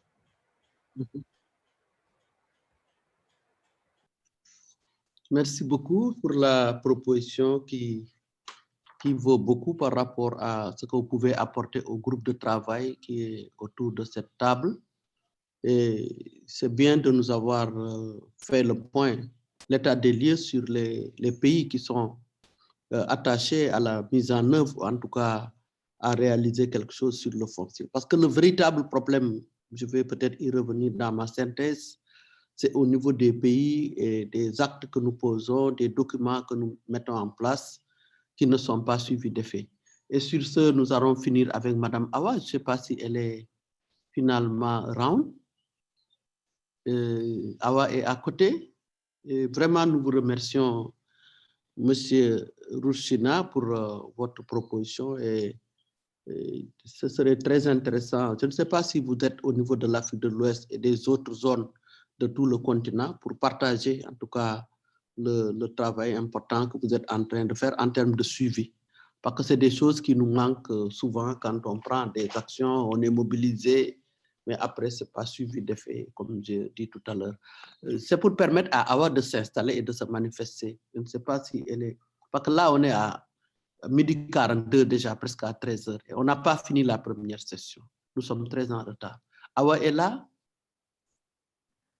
Madame la Présidente, elle n'est pas là. Vous pouvez clôturer la session. Mais c'est ça. Il ne faut pas insister sur les... Bon, merci beaucoup. Donc, nous avons un problème de temps tel que ceux qui sont là, et on comprend que c'est des absences aussi. Mais je voulais juste remercier tous nos panélistes qui ont été tout aussi brillants les uns que les autres. À commencer par Léa qui a expliqué d'où est partie l'initiative Kilimanjaro, que c'est parti de 2012 déjà. Les femmes ont commencé à y travailler et ce n'est qu'en 2016 que ça a été réalisé. Et depuis que ça a été réalisé, vraiment, est-ce que il y a eu des réalisations après, post-adoption? Parce que c'est ça qui est important. C'est vrai qu'on ne peut pas faire sans adopter au niveau des autorités, mais après les adoptions, je me permets de dire que la grande faiblesse, notre faiblesse au niveau des organisations de femmes, c'est le fait d'aller vraiment aux choses concrètes et ne pas suivre les réunions, les reconnaissances et tout. Nous devons faire des choses. Même s'ils ne reconnaissent pas, nous devons poser des actes en cherchant les moyens de le faire. Zainab aussi nous a beaucoup instruit de ce qui se fait au Nigeria, mais c'est le même cri du cœur parce qu'ils ont fait des efforts, mais il reste des défis pour que le gouvernement puisse en tout cas passer aux actes et leur permettre d'avoir le même droit et la même possibilité que les hommes, ce qui n'est pas le cas jusqu'à présent, mais ça ne les a pas empêchés, d'après son exposé, de faire des actions pour renforcer et en tout cas donner vie à la demande, en tout cas, de Kilimanjaro. Et je sais que c'est une bonne stratégie, même si les États n'ont pas encore accepté, il faut trouver les moyens de continuer à parler de la chose. Peut-être que c'est une bonne stratégie pour les amener. Naomi a fait le croisement, l'analyse croisée entre les ODD et ce qu'on a au niveau africain. Et nous en sommes extrêmement fiers parce que ça nous permet d'acclimater les ODD qui sont pour tout le monde, de l'appliquer au niveau de ce qui a été fait au niveau de Kilimanjaro. Et c'est une bonne analyse, c'est une bonne stratégie aussi pour nous adapter à ce que les ODD ont demandé. Mais elle aussi, elle appelle à la mise en œuvre. Elle appelle à la mise en œuvre comme tout le monde. Donc, c'est ça un peu le problème que nous avons. Et je m'avais, à cause de son intervention, demandé quel est le type de mapping qui a été fait pour le Kilimanjaro. Est-ce que chacun des 54 pays africains, parce qu'en 2016, c'est 54 pays qu'on avait, le Maroc n'était pas encore entré. Alors, est-ce que nous avions pris la précaution d'une représentation systématique et d'un mapping fidèle et qui nous permettait de voir que chaque pays avait sa représentation pour la mise en œuvre de Kilimanjaro? Parce que si c'est 22 pays seulement, sur qui, bon, c'est juste la moitié, on peut se reprocher de ne pas avoir tout fait. Et pour les recommandations, elle demande toujours aussi de penser à une mise en œuvre et à s'approprier des documents. Où sont les documents de Kilimanjaro? Il s'agit de les partager. Et les deux derniers, si je prends Madame Lepepe, elle nous a aussi instruit de ce qui aurait dû être fait depuis Beijing plus 25, faire le lien entre le Beijing plus 25, qui est un rendez-vous mondial des femmes du monde, mais de l'Afrique aussi, avec la charte de Kilimanjaro. Est-ce qu'en faisant un croisement, une lecture croisée, on peut dire qu'on peut être satisfait de ce qui a été fait? Je pense que non aussi. De son côté aussi, elle reproche que les subventions agricoles ne soient pas complètement mises en équité entre les hommes et les femmes. Et ça, je pense que nous pouvons tous le reconnaître et nous le regretter. Awa, nous ne l'avons pas, mais nous sommes très, très contents de M. Rushina qui a effectivement au nom du PLC, de l'ILC, ce qui est une coalition des organisations de la société civile en faveur de l'agenda 2030. Donc, il est déjà en avance du point de vue agenda et il a pointé 6 cibles clés qui sont poursuivies et je pense que chacun des cibles est extrêmement important. L'appropriation, la lutte contre la faim et la dégradation des sols, l'émancipation et l'ODD numéro 16 culmine pour faire le point sur tous ces 4 sous-points qui sont énumérés et qui sont suivis de près par son organisation. On ne peut que le remercier. Et là, il finit par nous faire une information de taille, que seulement 7 pays sur 42 ont suivi de manière concrète ce qui devait être fait dans ce travail. Et là, il a fini par proposer en tout cas son accompagnement, en tout cas ses services par nous tous qui sommes autour de la table. Et je pense que c'était ça qu'on pouvait dire dans le pour mon avis personnel, je pense que c'est toujours important, c'est pas pour rien. Qui est une initiative sur l'agriculture en Afrique, pointe quelque chose qui est valable pour l'ensemble des initiatives que nous venons de parcourir à travers les grands experts qu'on a eu à la session. IWA est là aussi, mais c'est sûr qu'il ne sera pas autre chose que ce qu'on en fera. Et là, il s'agit d'aller vers une mise en œuvre. On ne peut pas continuer aussi. Je rappellerai que Madame Sako, que je félicite et que je remercie, a été avec nous à Ouagadougou, comment ça s'appelle, là où on classait la roue pour la remplacer par une machinerie pour alléger les travaux des femmes. Et je pense que jusqu'à présent, c'est des avancées que l'Union africaine réalise sur la situation réelle des femmes au niveau continental. Mais il y a à faire plus. Il y a à faire plus à travers la lecture. Pourquoi on n'est pas arrivé à l'accès à la terre? Nous pouvons convoquer l'histoire, les coutumes, les traditions, les ceci, les cela, mais il faut aussi trouver une solution, parader par rapport à ça, pallier en faisant appel à des ressources additionnelles pour acheter. Pas que les terrains, quoi qu'on puisse dire, Kilimanjaro ou non, en tout cas ici ça se vend. On ne donne pas des terres comme ça aux femmes. De plus en plus, la lutte de Kilimanjaro devrait être accompagnée de ressources pour permettre à chaque fois que c'est possible. Parce que quand même, au niveau de l'Afrique de l'Ouest, on a eu à faire des avancées en voulant faire une directive qui s'applique à tous les pays, aux 15 pays de l'Afrique de l'Ouest sur le foncier. Ce n'est pas passé. Et je peux vous dire quels sont les pays qui s'étaient opposés pour dire que non, nous, l'État n'a pas de terre à donner. Si l'État n'a pas de terre à donner, nous devons nous organiser, savoir que nous sommes très en retard sur beaucoup de choses, mais que ce qui se vend, nous sommes en mesure d'en acheter. Moi, je prends mon propre cas. Tout ce qu'on a obtenu auprès de mon organisation, comme terre pour le centre de formation, comme pour le champ communautaire de 5 hectares, on l'a acheté. Et ce n'était pas évident en ce moment. Donc, je voulais inviter les décideurs qui sont autour de la table, nos partenaires, surtout que ce soit Oxfam, d'envisager cette possibilité d'accès à la terre aux femmes, ne pas se mettre à se lamenter tout le temps au niveau des conseils municipaux, la terre, elle ne nous sera jamais donnée sur un plateau d'argent.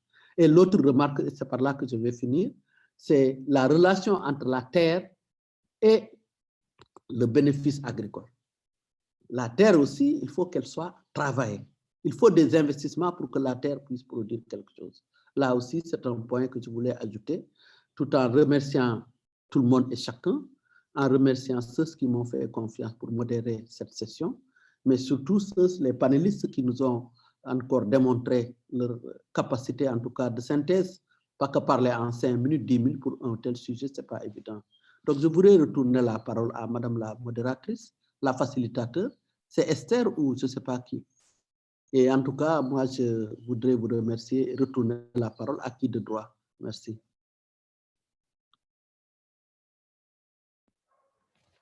Thank you.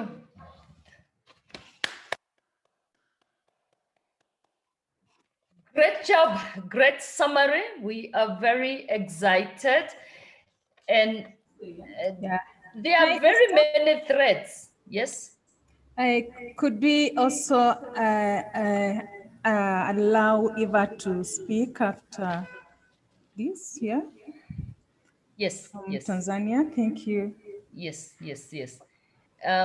So thank you. I think so Eva, many various à lui threads donner la parole, qu'elle peut y aller.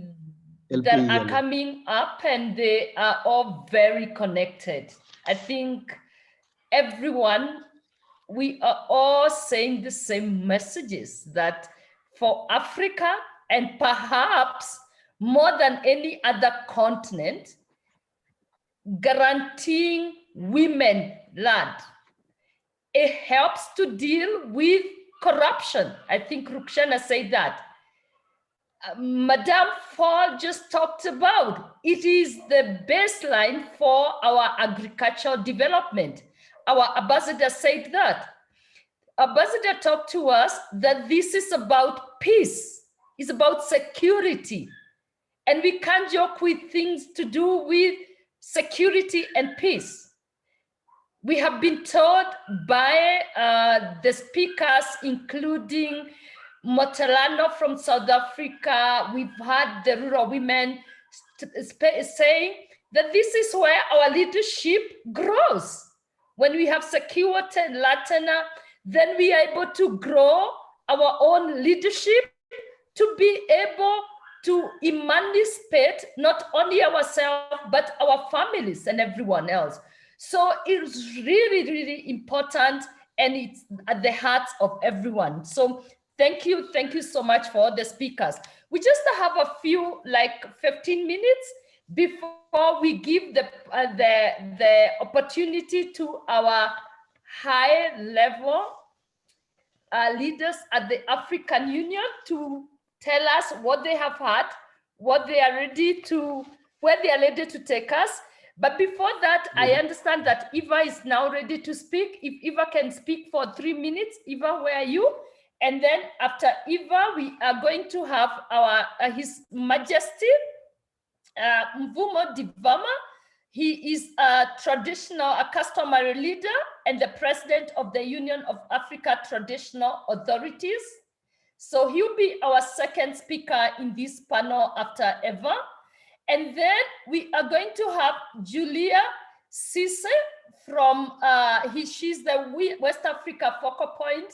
And I would really encourage all of you to keep your submission to 3 to 5 minutes. We have had a lot, and we do not want to lose people. And then after Julie Cisse, we will have Constant Okeke, who is the International Project Manager at Action Aid Nigeria. Action Aid, we recognize the amount of women you have facilitated to use your technology. We don't take that for granted. And then we will have Tawonge Godwe from South Africa as well to speak to 3-5 minutes. And then we are going to have Anne Gashabi. So over to you, Eva.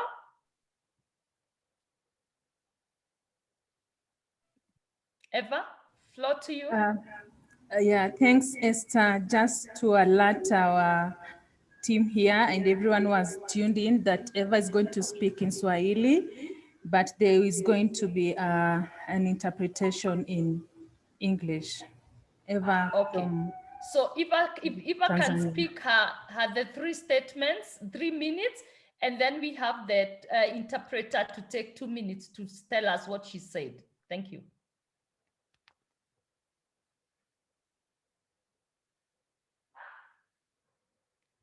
Eva, waiting for you. Just give her a few minutes. They're trying to unmute. Thank you. Could you then go to His Majesty and then we come to Eva once they are ready? Yes, His Majesty, please take the floor, 5 minutes as well. Oui, merci beaucoup. Je salue tout le monde. Je voudrais commencer par, est-ce que je suis bien écouté là? Je suis en ligne. Merci. We can hear you very clearly. Ok, je voudrais avant tout remercier l'organisation, ça veut dire l'organisation des GIMAC, également l'ONU Femmes et l'Union africaine, ainsi que l'Oxfam et l'initiative Kilimanjaro et tous les acteurs qui agissent dans la défense des droits de la femme, mais également qui ont voulu associer l'autorité traditionnelle à la recherche de solutions. Je voudrais également profiter de l'occasion pour saluer tous les différents téléspectateurs. Je vois beaucoup de mamans qui sont dans des différentes salles de forum et qui sont intéressés à tout ce qui se passe dans le combat de la femme. Et donc, toutes nos salutations de l'autorité traditionnelle d'Afrique qui est disposée à accompagner les différents problèmes qui se posent dans la société. Il a été demandé que nous puissions parler du problème de la femme qui voudrait nous préoccuper. Et ici, comment les autorités traditionnelles peuvent-elles garantir que les femmes restent au centre du processus décisionnel et puissent jouer un rôle important dans les tribunaux traditionnels dans cette session du Forum de la femme de Kilimanjaro. Nous voudrons ici vous remercier de cette préoccupation qui est l'accès de la femme à la terre, qui est en même temps la place de la femme dans les prises de décision en ce qui concerne les tribunaux. Je voudrais peut-être avant tout revenir 1 minute sur la conclusion du dernier atelier qui vient de passer la session, où le modérateur a dit la terre doit être également les bénéfices agricoles. Et donc la terre est également le socle d'abord du problème.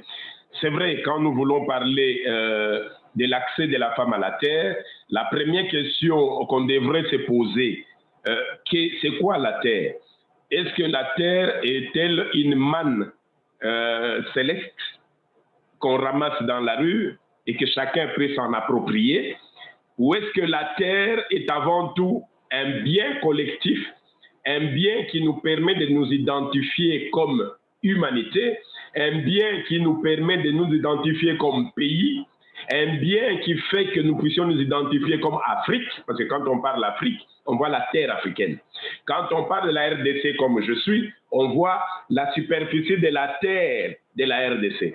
Qu'est-ce qu'on trouve dedans dans chaque pays? On trouve des provinces délimitées par rapport à la terre. Et dans chaque entité, vous retrouvez ce qu'on appelle les terres des communautés locales, les terres des propriétés collectives. La difficulté que nous avons dans la gestion de la terre, c'est quand souvent on voudrait plus faire attention aux droits qu'on appelle l'intérêt privé, les droits privés, l'accès privé à la terre, l'accès des terres collectives, comment s'approprier un droit, s'approprier ou se faire un droit sur une terre. Une propriété individuelle, une propriété collective, comment est-ce que les terres passent-elles d'une propriété collective à une propriété individuelle? Comment aujourd'hui nous parlons de l'urbanisation tout en conservant le processus rural? Parce qu'il est vrai Dans tous les pays africains, vous allez retrouver des chefs-lieux, vous allez retrouver des villes. Les villes sont... Merci, Sa Majesté. Les propositions et les recommandations, s'il vous plaît. Oui, parce que je n'ai que 5 minutes. Alors, je voulais en fait faire ces préambules pour qu'on comprenne le sens de ce que je voulais dire. Nous voudrions parler des tribunaux. C'est quoi les tribunaux? Les tribunaux sont effectivement des endroits où il faut aller pour trouver des solutions. Les solutions aux problèmes de société, des problèmes qui sont posés. Et donc, en associant le travail collectif, l'étude collective telle que nous l'avions fait, je salue encore l'initiative Kilimanjaro parce que nous avions débattu de cela à Abidjan lors d'une grande rencontre sur le foncier. Nous avions dit qu'il fallait nécessairement trouver un moment de mettre en place ce que nous avions mis en place qui était le forum des autorités traditionnelles d'Afrique que je pilote d'abord par intérim pour l'instant. Nous avions demandé que Kilimanjaro, ILC et l'ensemble des institutions internationales que nous puissions traiter les problèmes en amont. Traiter le problème de l'accès à la terre pour effectivement trouver des solutions qui peuvent aller dans les tribunaux. En Afrique, la femme, c'est le socle de l'identité, c'est le socle de la sagesse. Les tribunaux africains sont différents des tribunaux européens, qu'on appelle des tribunaux romains, qui en fait, un tribunal romain, il ne voit pas un papa et un enfant, il dit le droit dit le papa ceci, l'enfant ceci, on peut condamner un papa. Vous allez à la conclusion, s'il vous plaît. Oui, oui, je vais y atterrir. Mais les tribunaux africains ont comme socle la recherche de la cohésion, la recherche de la solution. Et donc, la femme dans nos tribunaux, la femme dans notre société est celle qui est la dernière d'ailleurs qu'on consulte parce que ces décisions sont des décisions qui regorgent d'une grande sagesse. C'est dans ce sens-là que, puisqu'on ne peut pas résoudre en 2 minutes ou 3 minutes la locution qui nous est donnée, la proposition, la recommandation serait de mettre en place effectivement des commissions consultatives qui devraient mettre en place l'autorité traditionnelle détenteur de terre, garant de la terre, garant des communautés, garant de l'identité qui est la terre, ensemble avec toutes ces organisations comme Initiative Kilimanjaro, comme JIMAC, comment l'autorité traditionnelle peut-elle mieux être à l'écoute de la femme, être à l'écoute des JIMAC et apporter des solutions qui peuvent alors apporter des solutions aux problèmes qui sont posés par la femme dans nos traditions, dans nos coutumes, dans nos tribunaux, à sa place, qui est la dernière place de la décision majeure.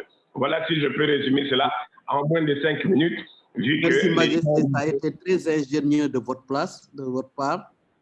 Ça a été assez ingénieux de votre part de nous dire ce que vous avez déjà fait en cette matière et faire la proposition qui est très concrète de partir avec la base pour aller vers les autorités traditionnelles majeures qui pourront faire changer les choses et pas forcément appliquer ce qui se passe dans les tribunaux occidentaux que nous connaissons et qui ne donnent aucun droit certainement aux femmes dans le domaine de la terre. Je vais passer la parole maintenant à Madame Julie Cissé, notre sœur battante des causes rurales. Elle est connue en tout cas pour ça et qui a fait effectivement le Kilimanjaro parmi les initiatrices et qui pourra nous faire le point sur l'Afrique de l'Ouest.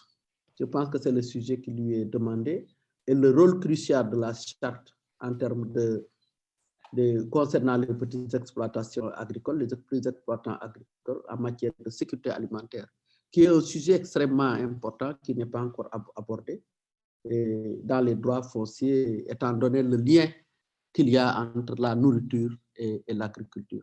Madame Julie Cissé, vous avez la parole. Merci. Oui. Bonjour tout le monde. Je voudrais, à l'entame de mon propos, saluer respectueusement toutes nos autorités qui sont avec nous ce matin et dire notre joie d'être avec les sœurs africaines, les sœurs de Kilimanjaro. Donc, je voudrais m'appesantir sur un point important. Qu'est-ce qui s'est passé depuis 2016 après Arusha Kilimanjaro?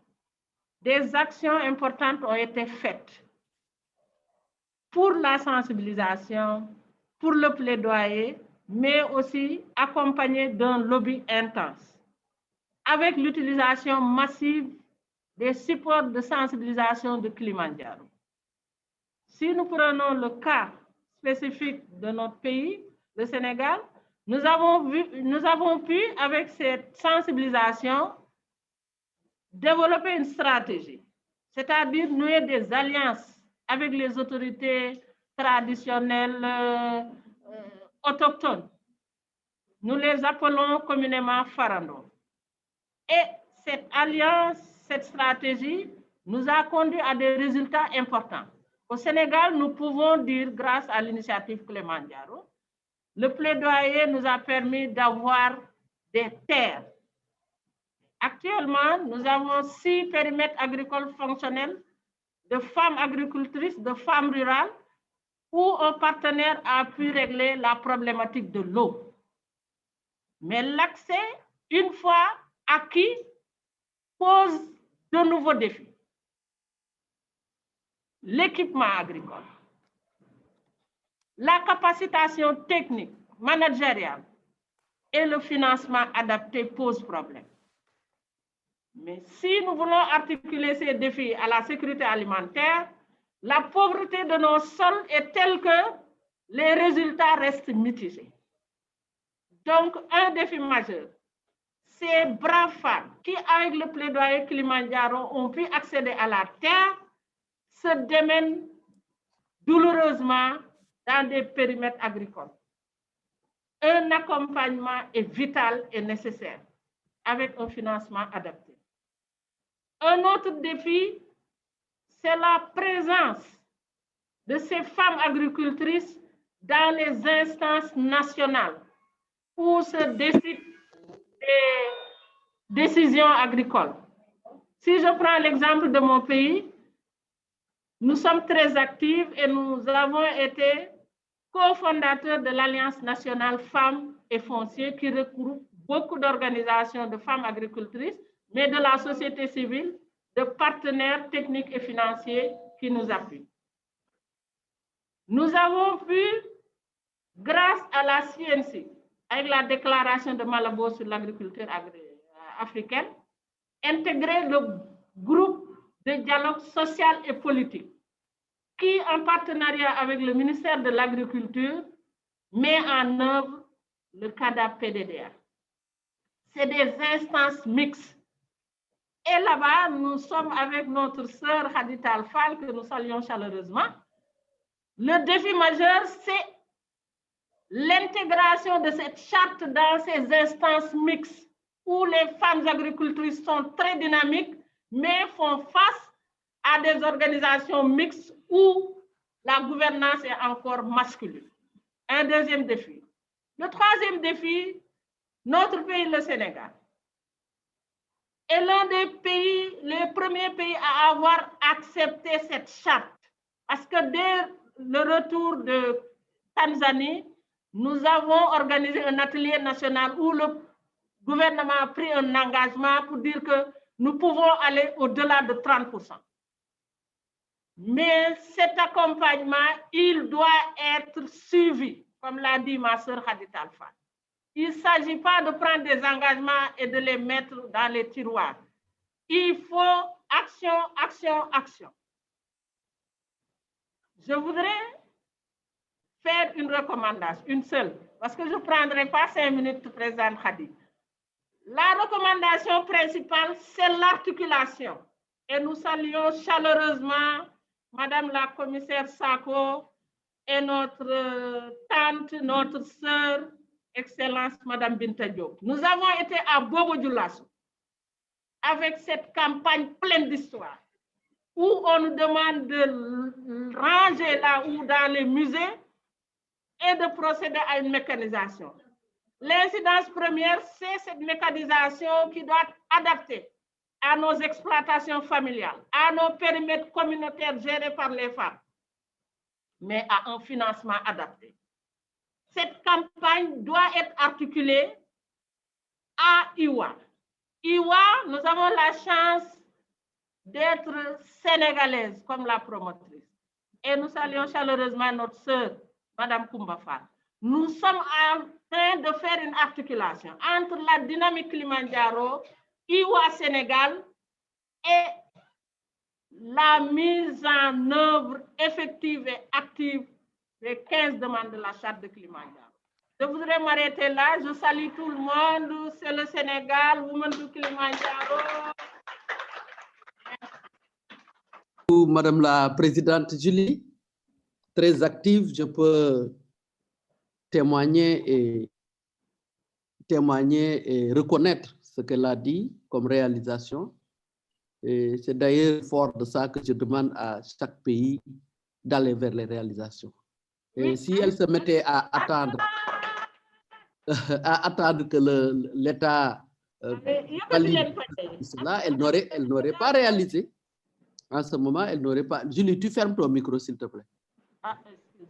Donc là aussi, c'est un exemple.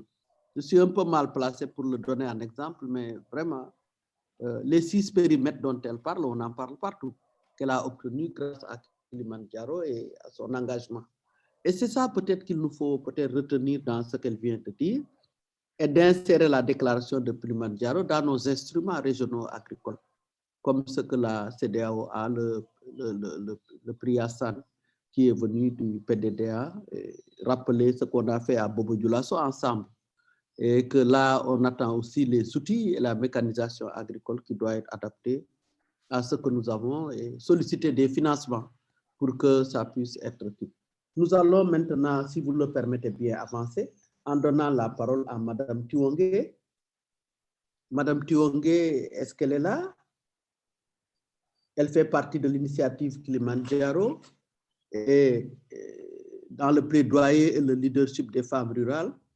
Elle a montré son efficacité et elle pourrait nous parler de l'accès des femmes à la terre, à la politique à travers la terre, et que ce que la terre peut leur permettre de gagner en termes d'accès aux instances de prise de décision. Donc c'est extrêmement enrichissant et concret si Madame Tiwongé pourrait nous entretenir pendant 5 minutes sur l'essentiel des choses à retenir, parce que malheureusement, ce n'est pas une réunion autre que celle de saisir les enseignements et les recommandations. Là, il est 13h13. Madame Tiwongé, vous avez la parole. À 18, il nous faudra... Welcome. Merci beaucoup. My name is Tiwongé Gondwe from Malawi. I will take you on the Kilimanjaro Initiative, most especially on the effectiveness of our advocacy. COFA joined Kilimanjaro Initiative in the year 2015 after attending a meeting in Arusha, Tanzania. The COFA participants felt they needed to notify fellow women in Malawi on the importance of land ownership. All COFA members were briefed on the importance of land ownership, which was fully welcomed by members. COFA engaged with Malawi government on the importance of women land ownership in connection to Malawi Land Bill. The new Land Bill was passed by Parliament into land law, incorporating women land ownership issues in the year 2018. Effectiveness of COFA members in advocacy. The first effectiveness is popularization of the Kilimanjaro Charter of Demands in Malawi. Some of the demands in the charter have been made by the Malawi government, such as follows. One, on demand one, there is women land rights in terms of registration. That is done in Malawi. That's why we are saying the bill has been passed. On second, it's Malawi government has piloted land registration process in 5 districts, with which women were able to register their land in their names. And this, we had projects funded, we had a project funded by EU, and we had a project funded by the government. Now I will give you just the statistics of the project funded by EU.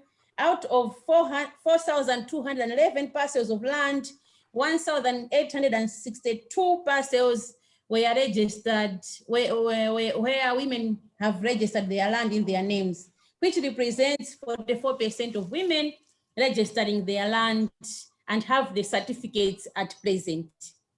The new land law clearly stipulates that 50% of land governance structure membership is reserved for women. And this has also, we have seen the evidence from the pilot districts where we have seen women taking positions in the land governance structures. Enactment of the inheritance laws, where any child can inherit his or her parents' property. Previously, it was only male siblings, where the ones were inheriting the parents' property. Like on challenges, we have lack of political will to address the remaining demands. As you can see, I've just mentioned some of the demands, but the rest which have not been mentioned, that means there are hiccups. Some have just done partially. And the second challenge is lack of resources for continued engagement with no commitments from either the civil society and the Malawi government. On mapping the way forward, we need to engage more, and we need to have more meetings with the government, and most especially to translate that law into our vernacular language for a wider understanding by communities.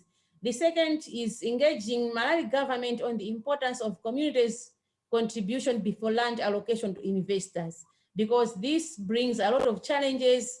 Our land is being grabbed, our rights are being denied. So on top of that, as way forward, we also lobby, we also need like organization like Action Aid, Oxfam to support us as Kilimanjaro Initiative, support us with the funds that can help us to learn our day-to-day things to champion the Kilimanjaro and the chart of demands at a distance. Thank you. Merci de donner les recommandations. Merci beaucoup. Merci beaucoup, Tuangue. Ça a été très enrichissant aussi. Mais nous pourrons revenir sur ça parce que en matière de terre, l'immatriculation n'est pas une petite chose. En termes d'obtenir un titre foncier, ça fait baume au cœur d'avoir le papier de la propriété de la terre avec l'aide de l'Union européenne et de votre gouvernement.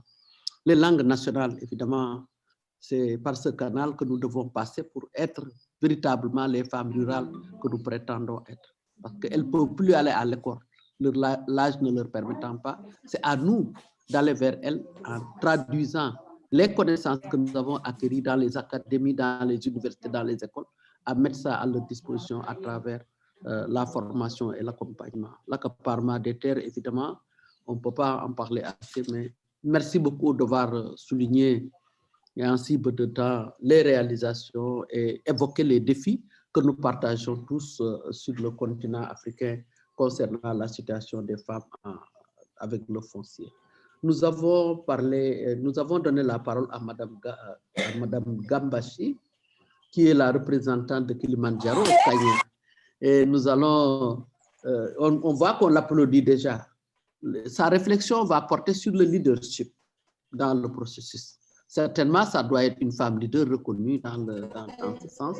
Et puis au Kenya, va nous donner comment fonctionne le leadership au niveau de cette initiative et que la réalisation de la charte demandée que plaidons-nous au niveau des décideurs politiques. En quoi son leadership et le leadership des femmes de Kilimanjaro peut influencer les leaders politiques que nous avons en face. Nous sommes à 13h20 et il nous faut écouter la grande femme leadership, Madame Anne Gabambi. C'est bien ça, Gashambi? Madame Anne Gashambi, nous sommes très impatients de vous écouter et de nous ressourcer de votre leadership qui nous permet d'atteindre les espaces politiques. Madame, vous avez la parole avec véritablement tous nos applaudissements. Thank you so much, Madam. As you've heard, my name is Gashambi. I'm a grassroots woman leader. No, yeah, that's what I was saying. You see, because the title I can read here. Sorry. So, in my leadership as a grassroots woman leader from Kenya, we've had some gains that we have gained through this charter of demand, your mic, please. through lobbying. Except Madam speaking. Thank you.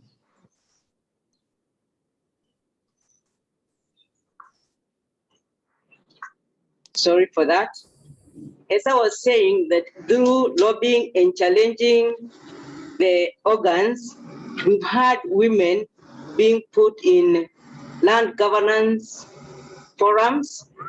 We have a lot of women now in land boards, and also the community lands that are transiting from group ranches.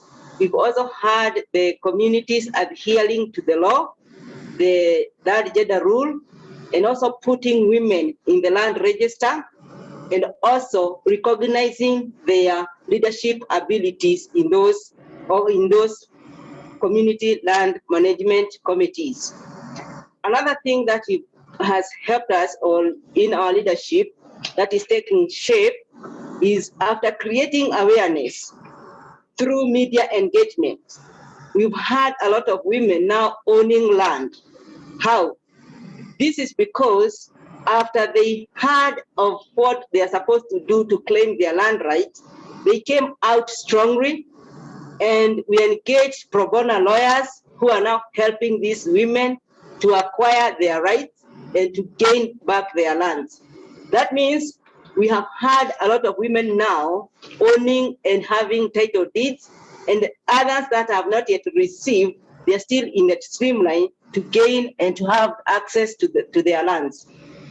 Another thing that we have had is that we have had a lot of women now being able to speak up for themselves and even engaging the government and the decision-making organs on issues to do with their land.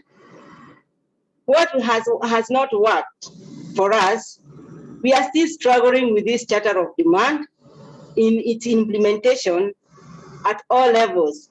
Reason being, it has not yet been adopted by the government. It is still just a document that is moving around with women claiming their demands, but the government has not yet adopted it to be a legal document so that it can serve the whole country, and also it can be implemented fully for us to gain what we have been demanding.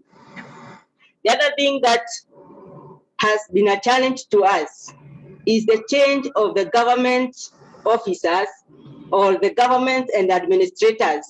Since we have had a lot of changes from this government to the other after the election, then appointees and appointments, retirees, we have some of the government officials who come on board. They may not have the goodwill, or they take too long to induct to the issue of our demands. So for them to now to start implementing, it becomes a big challenge. And again, the issue of now the goodwill, political goodwill, it still remains a big challenge to us, and that has not worked well for us. So what I can say this afternoon is that as much as we are calling for the implementation of this charter of the demands, we need it to be adopted by the government so that it can serve as a legal document to us as women. Last but not least, we also need to have data that shows, because at the end of the day, without data to show how much land is owned by women, we may not be able to push further for what we are demanding. So we need a continuous release of data, sex disaggregated data, so that all of us can move on the same page, and also we are able to push for our demands as we have them in the Charter of Demand. That's what I have for this afternoon. Thank you.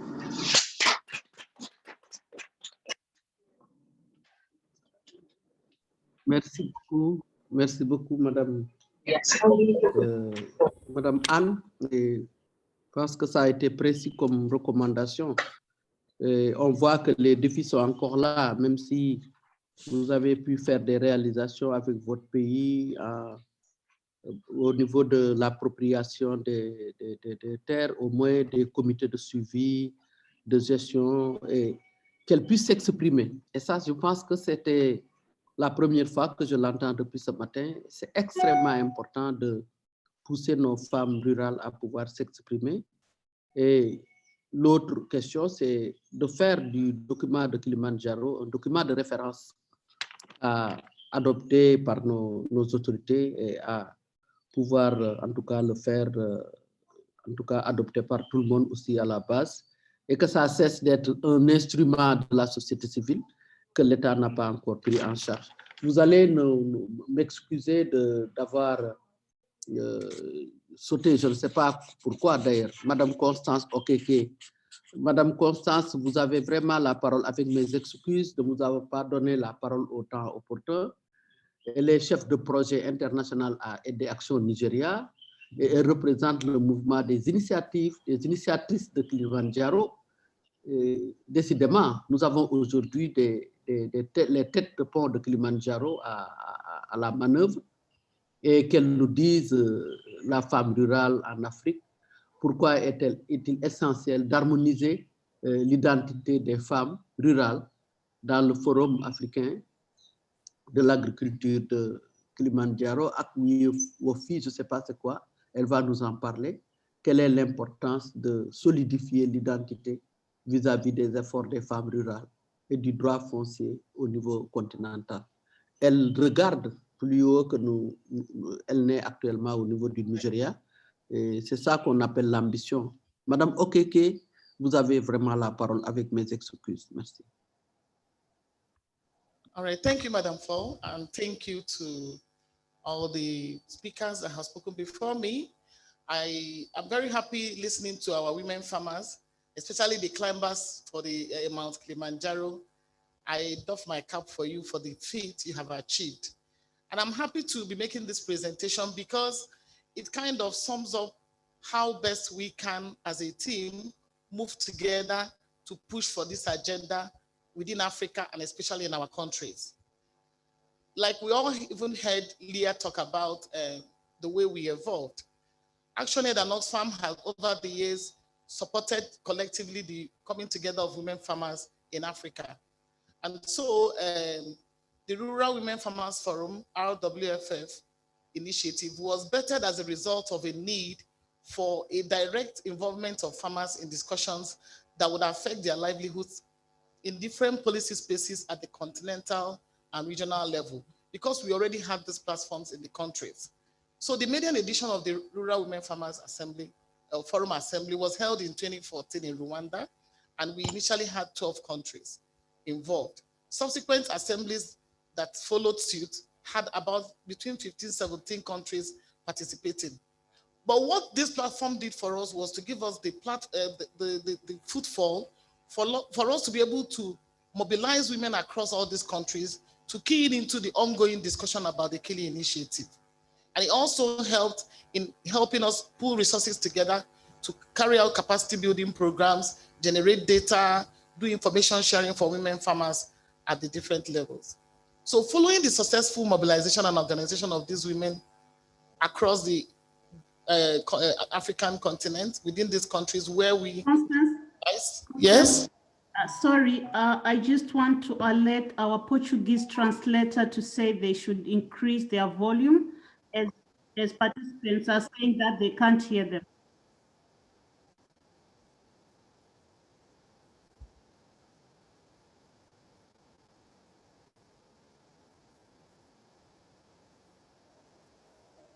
Oh, okay. Okay, thank you. Maybe we ask our participants in Mozambique to also increase their volume. Oui, il y a une intervention. Thank you. All right. So like I was saying, following the successful outing at the Kilimanjaro 2016 event, where we had these wonderful, strong women climb the mountain to make a point, police subsequently at the region and the continental level became a little bit ad hoc and less effective because the groups were so many and we were having issues, knowing who was advocating for what. And then inadequate funds to make sure that we were reaching out to all the necessary women farmers across, these places. Then there was a need to have a stronger voice as African women and also advocates for issues of women farmers at these levels. So hence, the need to establish a collective advocacy platform that will help us in mobilizing better and also providing opportunity for women farmers, just like we're doing today, to interface in a coordinated way with the decision-making bodies, and also having access to funds to carry out activities they need to carry out. And for Kili Initiative to be sustained, we need a united front and a clear leadership structure, which is very paramount. And this was also reiterated by the leadership of the GMAC. Having all these women participate in the GMAC structure, they needed to make sure that we had one voice so that when we are making our demands, it will hold water and it will be more strong and more consistent. And this gave rise to the Rural Women Farmer Kili Initiative Assembly that was held in Nigeria to mark the anniversary, but for the ECOWAS chapter. And this as usual, was supported by Awesome and Action. So what happened? The outcome that was expected from this event was to see how we can leverage on the ongoing ECOWAS Agriculture Budget Summit carried out once every year, interfacing with the ECOWAS Parliament, to leverage on this, to have these women together so that we can map out the way forward. And again was to see how we can harmonize the RWFF and the Kili Initiative groups into one strong platform that will remain consistent and strong, aside also learning and updating and sharing experiences across board. Some issues were identified, issues of identity, linkages between the two groups or the different groups across country, so that we can have a more cohesive advocacy engagement structure. Communication issues, reporting, data generation, information sharing, capacity building. You could see one group saying, oh, our capacities have been built, we can do this. Another group not even having any access. But if we come under one umbrella, it's a lot easier to access funds and also have step downs when these trainings have been done. At the end of discussions, the women that were drawn from all the ECOWAS states and also representative from the Southern Africa and from the Eastern Africa came up with different names. And it would have been fun if I had opportunity to share those names. But they narrowed down to 3. And these 3 was voted for. And finally, they arrived at African Kilimanjaro Women Farmers Forum, AKIWOF. The French version is showing on the screen. The idea was to also retain that element of the iconic event carried out by the rural women, which is the Kilimanjaro. Because wherever you hear the Kilimanjaro, because we've submitted a charter of demand, it will sound the same, and it will be consistent, and it will keep burning in the hearts of the public policy makers. These are just pictures of what has happened. So now the group went further to say, how do we propose guidelines for the AKIWOF to take off? The idea was that for any organization to be recognized at the continental or regional level, they must have a well-structured leadership that must be identified. And in addition to this, there must be laid down guidelines that would help steer the organization to the right direction. So the following guidelines were proposed: that AKIWOF engagement will be only at the regional and the continental levels, and that these groups, for any group to be affiliated to AKIWOF, it must be done through the regional level, and such organization must belong to a national organization or platform within the region, in focus. Continental and regional level coordination will be done through elected steering committees, and the continental steering committees will be drawn from the regional platform. And the idea was that this leadership tenure should be 2 to 3 years. But at the same time, national level platforms will retain their autonomies. Now, they came up with this. Vous pouvez conclure avec le beau diagramme. Yeah. Si vous pouvez conclure avec le beau diagramme, ça va nous arranger. All right, madam. You can see the structure. You have the continental level, having all the regional level, and moving down to the woman farmer who is forming part of all this. And elections for ECOWAS was held, their leadership was selected, and members were nominated to the positions that were available, and they're already existing, and they have been introduced to the ECOWAS Commission. So hopefully, we hope to work with Oxfam to set up structures for EAC and SADC region, and then this will be culminated to the continental level structure, who will be the formal platform for engaging the African Union and other continental bodies. And I hope we'll get more support to have this carried out. Thank you. Merci beaucoup. Merci beaucoup pour le... Ça allait être une faute grave de ne pas écouter Constance Okeke pour le travail qu'elle est en train de relater, qui va des assemblées réunies au Nigeria à travers certains pays de l'Afrique de l'Ouest et de rebaptiser quelque peu pour approprier leur propre regard sur le mot Kilimanjaro, le draft de le document, la charte, et construire une voix forte. Et ça, j'ai beaucoup apprécié parce que le monde marche maintenant selon les grands ensembles. C'est pour commencer ma synthèse avec Constance.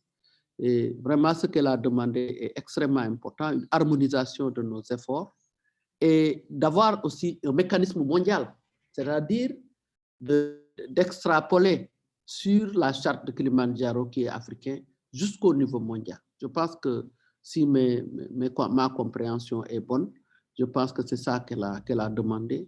Et en souhaitant qu'on parle ensemble, qu'on ait une seule voix pour représenter l'Afrique et pour aller tirer parti des opportunités du monde, parce que nous avons le problème en termes de défi d'absence de données pour pouvoir bien construire notre communication et notre plaidoyer.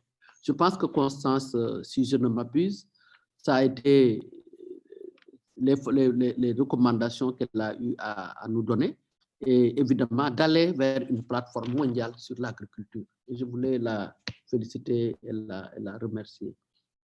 Pour ce qui concerne Anne et moi, on est en train de faire la synthèse pour pouvoir boucler parce que nous sommes très en retard sur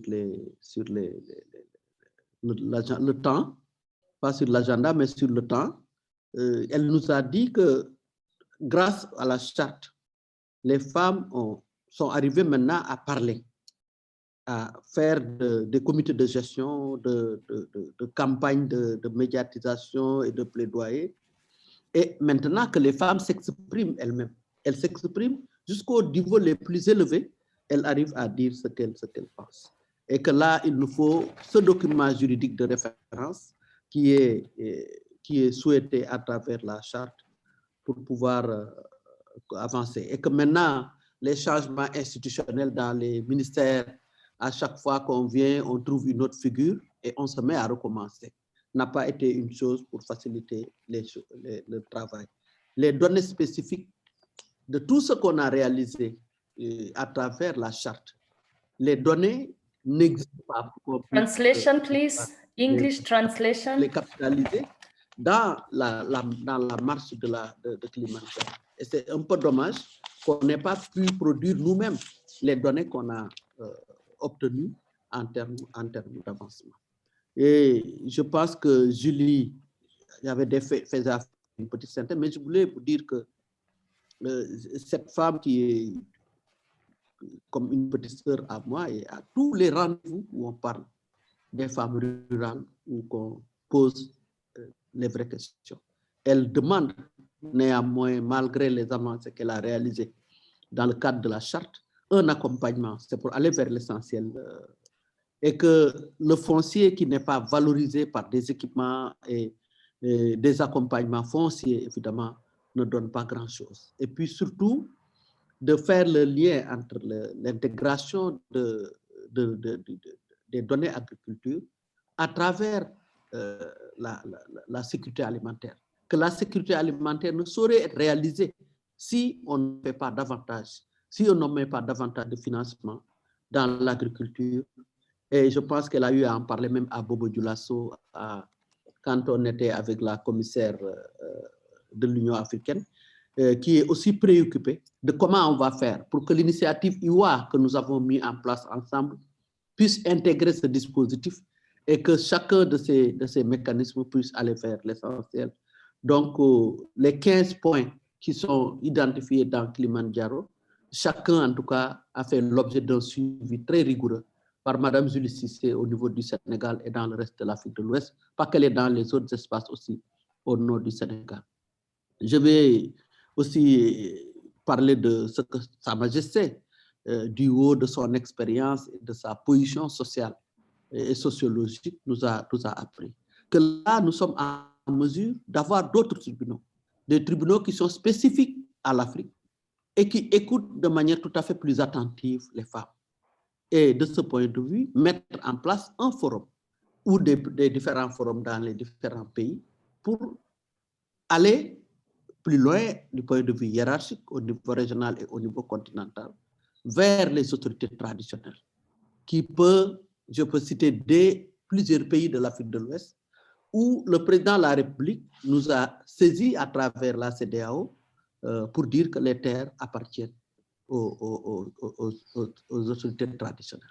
C'est tout ça qui donne de la valeur et de la portée à ce que Sa Majesté vient de nous dire, en nous demandant de nous organiser de la base au sommet pour mettre en place véritablement un moyen et un levier d'atteinte et d'aller vers les autorités traditionnelles à travers le JIMAC, à travers IMA, EWA, à travers Kilimanjaro.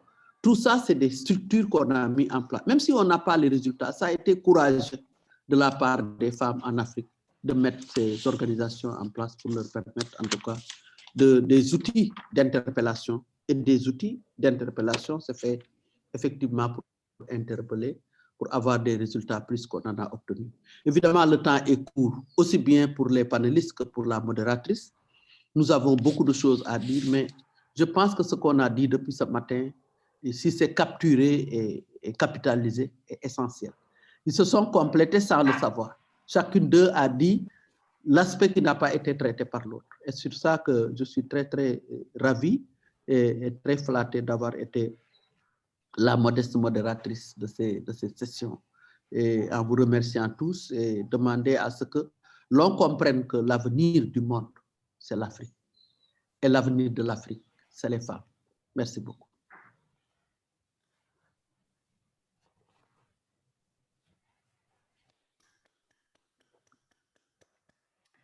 Thank you very much, Madam Moderator. We appreciate the great job you've done and the summary you have made. We are going to the climax of this meeting.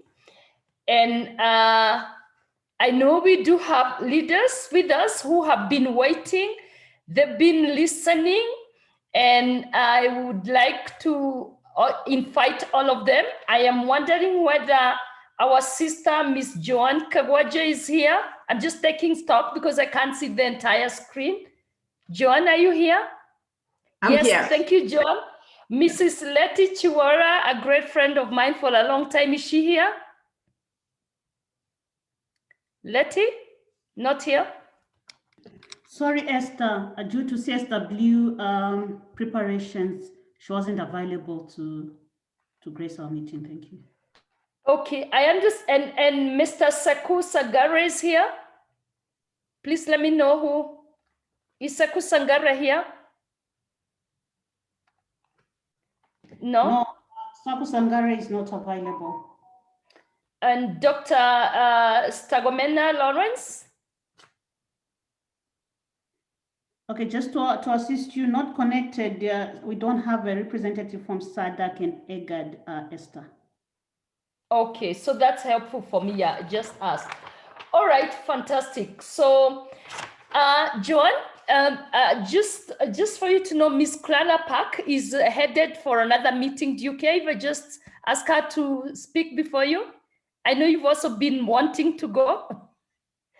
Oh, just take the minutes. I 2 more minutes. In fact, I have a problem. I have a power problem. So sorry. My computer might be going off in a minute. If you, in just a few minutes. So I'm a little bit worried about that. Okay, Joanne, go. Yeah, I promise not to stay for too long. I'm just watching my computer because it might go off in a minute. That's my concern. Thank you, Joanne. Let me just say that most of you who have been in this sector perhaps knows Joanne Kagwaja. She's a powerhouse in this sector, and she leads the Africa-led Policy Center at UNECA, and she's been a champion for Kilimanjaro Charter of Demand since its initiation. So she's not new to this, but we would like to hear from you, Joanne. What are we doing next? What is the next step? How do we ensure that we now have it in the official, as an official document for the AU? So please, Joanne, guide us. Well, thank you so much. And what a wonderful platform, what a wonderful forum that we are all here. And thank you so much for your humbling introduction and for having us at ALPC. Indeed, Esther, we have been a partner with the initiative. We may have started a little bit earlier in 2009 when we went to our AU heads of state as the African Union Commission, as the ECA, as the AFDB in a partnership, the Land Policy Initiative that you had the commissioners so eloquently talk about. And when we went there in 2009, one of the key things that the heads of states committed themselves to is to really address this issue of women's land rights, seeing it as a special issue. And so from 2009, if you look at the journey that we have walked and where then we partnered with the Kilimanjaro Initiative. So we have 2009 when the declaration, they committed to it. We have 2014 when the Conference of Ministers decided to commit further in terms of addressing women's land rights. 2015, when we have the 30% campaign and the 30% target that the commissioner again eloquently spoke about. The 2017 recommitting again to work on legal and legislative frameworks. And then in 2019, if you recall, in just 2 years ago, a year and a half ago, we provided some evidence and knowledge collected from all of us here that helped some decisions, again, relating to the issues you're talking about in terms of collecting sex disaggregated data.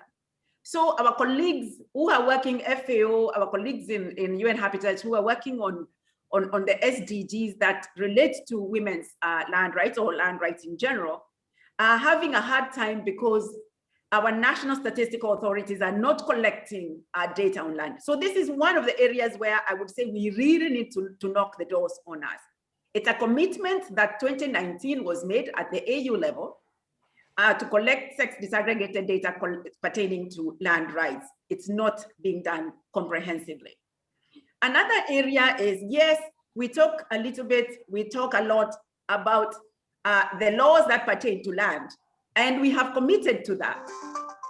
But I think harmonizing the laws so that from the Constitution to the marriage laws to all the other laws is an area where we need to put our focus on. I would say this is also an area where we should all work together to make sure that we are doing that. Now, how do we do that?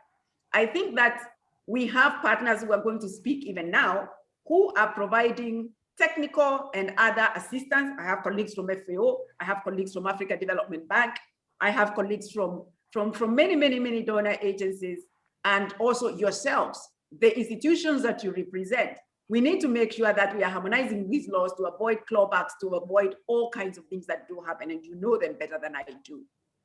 So when we look at, again, another commitment in 2019, it relates to ensuring that in their totality, the land reforms provide for equal opportunity to exercise our rights as men and women.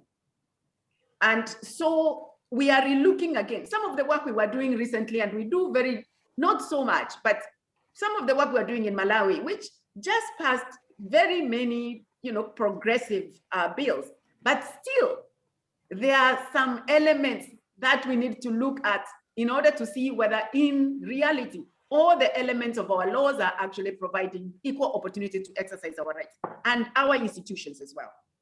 And so one of the things then that we as the Africa Land Policy Center, which, as you know, our mothers and fathers are the AUC, ECA, AFDB, is to say what kind of guidelines, what do we need to provide?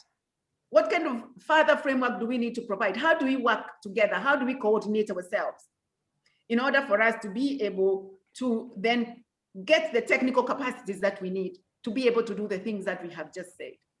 And so in practicality, yes, we do have these platforms that at the ALPC and yourselves you have participated in that we have established. The Conference on Land Policy in Africa has been an advocate, as you know, for issues of women's land rights in terms of providing a platform for the Forum for African Traditional Authorities, yet another one where you've had His Majesty talk today, the chair of that. And then the civil society platform, which has as one of its key areas, women's land rights. So we need to strengthen these platforms. We also have a journal for scientific research, the Journal on Land Policy in Africa. So ensuring that these platforms are populated by information that is coming out from you, so that we can be able to make sure that we are advocating for this. And together with ILC, Oxfam, and others, we need to make sure that the agenda stays at high level. We are very pleased that we have a commissioner who has worked with us. We have Madam Beneta Diop, who is right here, who was there before us, advocating for these issues in Senegal and the world.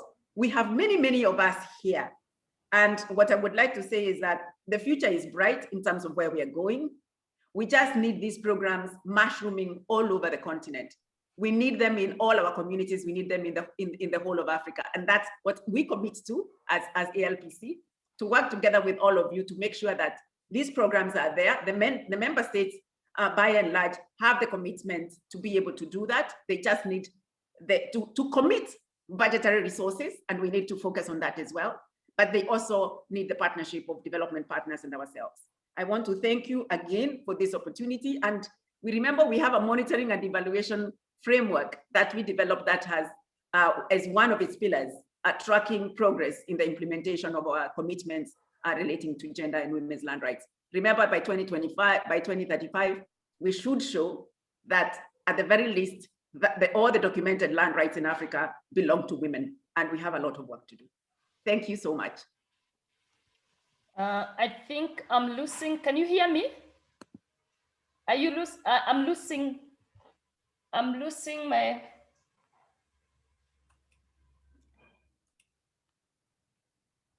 I mean, I hope you have heard what I had to say. Yes, I did. Did everyone hear? Can you hear me? I think my computer is shutting down. Yes, we heard you. We hear you. Oh, you can, thank you. But my computer is shutting down just in case you don't hear me. I don't know what is happening. But thank you, Joanne. I think they always say what is not counted does not count. So if you don't have gender, and what is paramount and has a connection to the session today is that the rural women are also very committed to give community generated data. So the more we make this Kilimanjaro Charter of Demand an official document that is recognized, the more that we also empower our rural women to contribute to that data ecosystem. Thank you very much. Can you hear me? If you can hear me, I want to give. Thank you. Thank you. And I would like right now to give the floor to Madame Krala Park, who is the Senior Gender Officer at the FAO in the Region Office for Africa. Thank you. Thank you so much, Esther. And thank you so much for to the organizer for inviting me to join this wonderful discussion. And I've been listening to everybody with so much interest, but also I love the energy and the commitment that I can really feel within this group. So I would like to start by just echoing Joanne's words and say that I think we have all the elements actually within this group to be really affecting change for rural women's improved and secured access to land. As you know, FAO is the custodian agency for SDG 5A1 and A2, which are the two targets and set of indicators that measure women's access to land. as well as the, let's say, the legal and policy framework in place in the country and the extent to which this is gender responsive. As it was already mentioned by other speakers before me, we've actually had quite a lot of difficulties in getting countries and governments really committed and pursuing these two targets using the methodologies that were developed. So I think there's a need for all of us who are committed to this, to advancing this agenda, to be working together and pushing from our different spaces and perspective into really having the governments more committed to measuring these two, achieving the two targets, and measuring and using the indicator to measure the progress. Data is one element, in addition to what is specifically referred to SDG A1.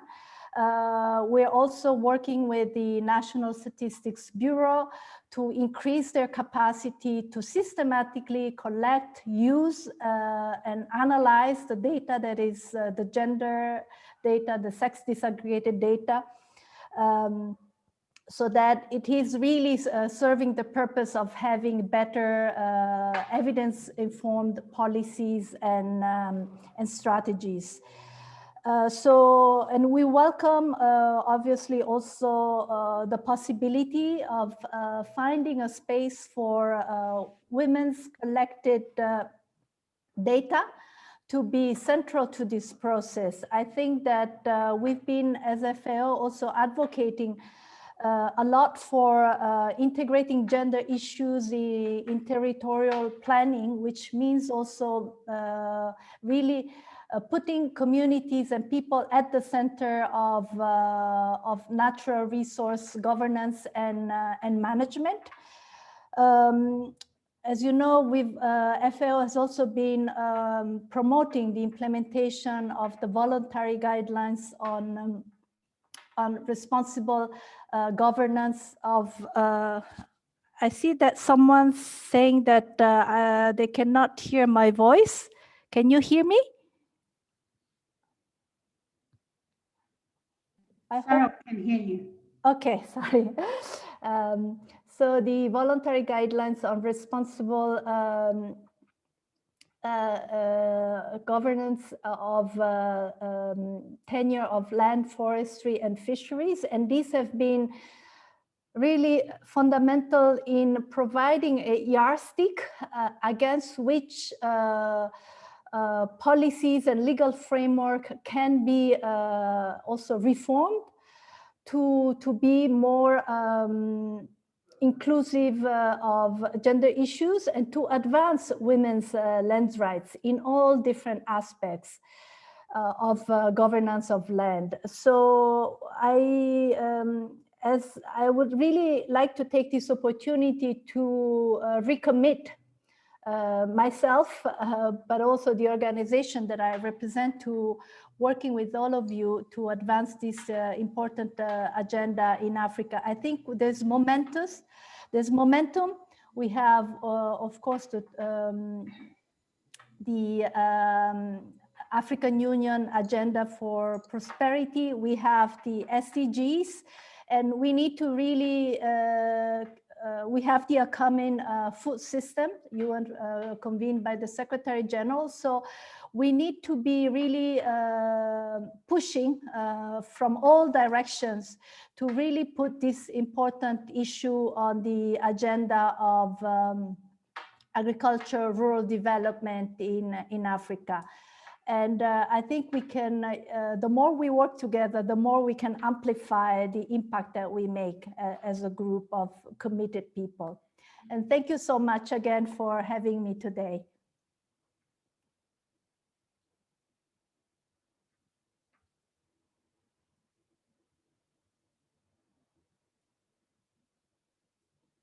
I think maybe Esther might have dropped out.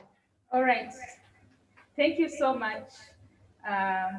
for your contribution, and we appreciate your time and also talking to us how important to have women participating when it comes to collection of data on tenure security. I also want to bring into attention that we have few minutes. Actually, time we are going to extend in the next 10 minutes, so I'm requesting the next speakers to take few minutes to speak, like 3 minutes or 4 minutes. Then we hear a voice from Eva, who is coming from Tanzania, Kilimanjaro representative.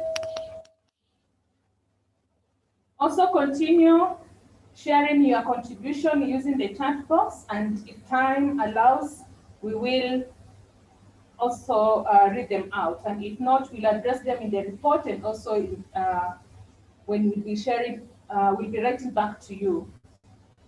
Okay, so for now, I would like to invite the African Development Bank representative. Yes. Hello. I'm here.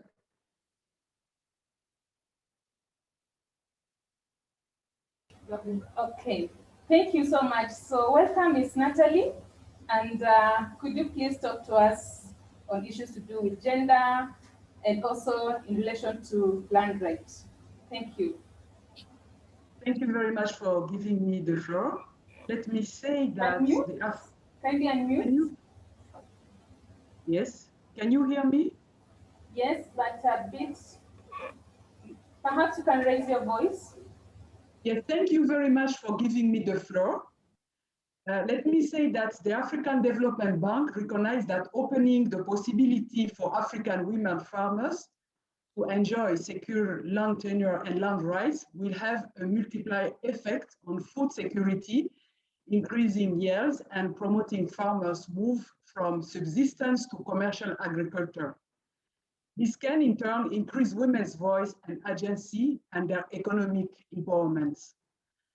The bank addressed women legal and property rights by strengthening the bank's support for women land tenure security as part of the dialogue on legal reform. For example, in 2016, the bank and the Women in Parliament Global Forum convened female parliamentarians for 12 African countries in Nairobi to share perspectives on female MP strategy to promote legal reform to ensure that women's property rights are included in all Africa legal framework. The bank also conducts a study on the legal framework on women's voice, and agency in Africa, and a guideline for integrating gender in land tenure reforms in Africa has been developed.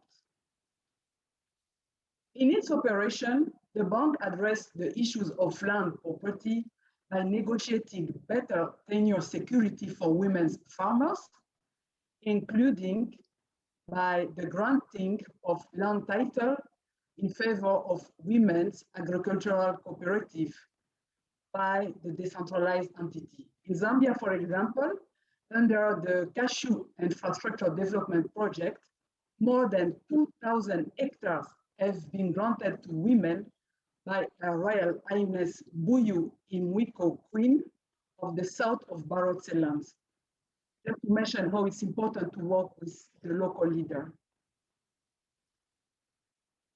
Within the new strategy, its new strategy 2021-2025, the bank supports policy dialogue to address women's property rights, legal status, and access to productive resource, including land, to increase women's business participation and economic, social, and political empowerment.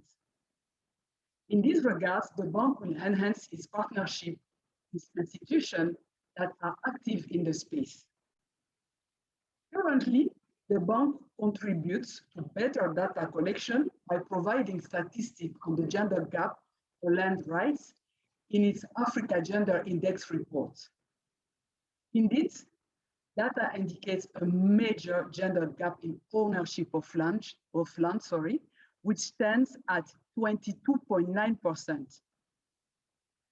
Through the African Land Policy Center, which is a joint initiative with the African Union Commission and the United Nations Nation Economic Commission for Africa, mentioned by the Commissioner Sako and Mrs. Kajangwa, the bank is currently developing a regional project that will look at women and land issues in the COMESA region. Moreover, the African Union Special Technical Committee on Agriculture, Rural Development, Water, and the Environment recommends that Africa countries allocate 30% of documented land rights to women and improve women's land rights. Being part of the African Land Policy Center, the African Development Bank is committed to operating in line with this commitments. Thank you very much. Thank you so much for your brief contribution. What I've picked is that the coming projects that are there, it's going to look at property rights, which includes women, and the African Development Bank is going to work with COMESA. I'm also excited to hear that a lot of research is taking place at the African Development Bank and the Department of Gender just to identify the gender gaps. And as you rightly mentioned, that we are 22.9%. Thank you so much. So next, I would like to invite our colleague or partner from AGRA, Ms. Dibo, who is going to talk to us briefly, just 5 minutes. My colleague, if you're here. Yes, I'm here. Good afternoon. Good afternoon.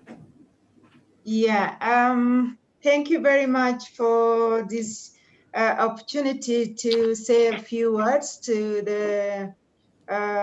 this very, very noble engagement that is ongoing, and thank our friends from the GMAC for having invited us.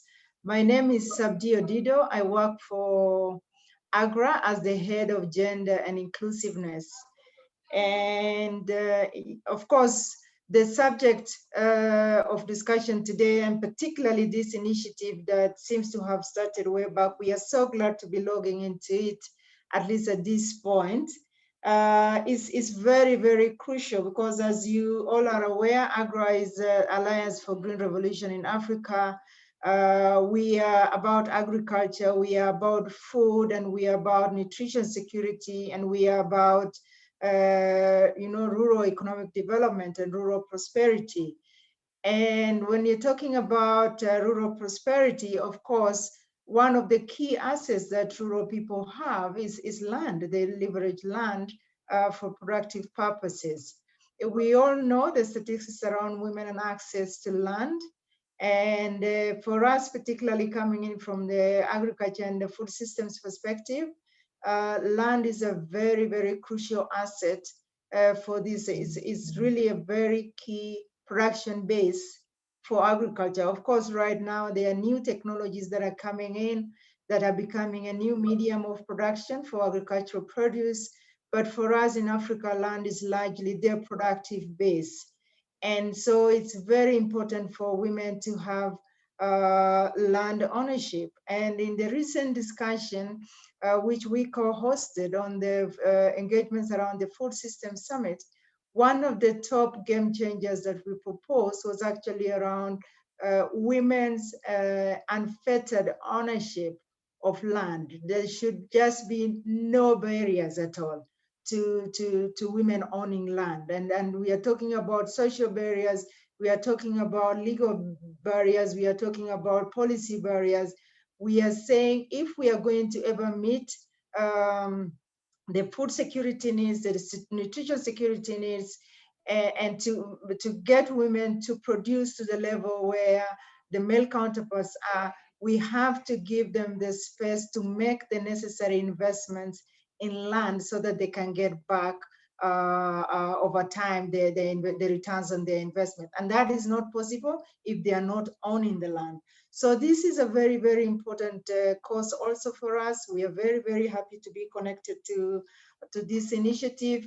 And of course, land is also, it's also collateral for other capital sources. So it's very important. So what are we doing? We are working across a number of countries, and I do believe that those countries, I think I had some countries presenting some of the work that they are doing. So we are very well connected with the policy processes in those countries, and we would certainly join you in this movement to push for land ownership, both from the continental policy perspective, but also from the national policy and legislative perspectives.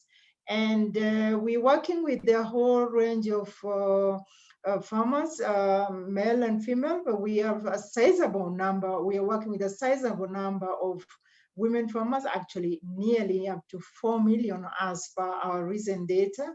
And this is a good mass of change agents, as I always call them. And so we have, again, the network to the grassroots to be able to mobilize the women of these new developments, of the new gains around land ownership. Should, for example, this initiative yield. But also we are working with the women entrepreneurs. We have an initiative we call Value for Her.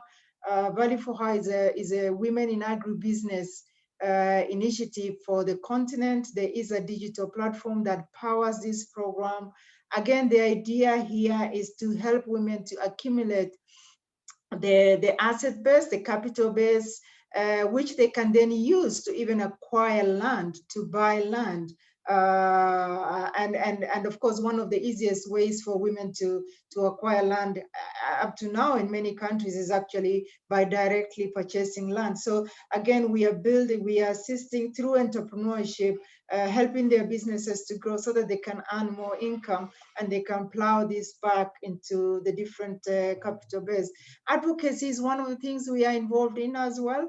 So we have series of advocacy platforms. You know about our AGRF, the Africa Green Revolution Forum. This is again a platform that we can utilize to bring these issues out again and again. So again, we are happy to partner with this initiative and to really bring the voices of women around land ownership in the broader continental agenda, which is really crafted, which is driven largely through AGRF as well.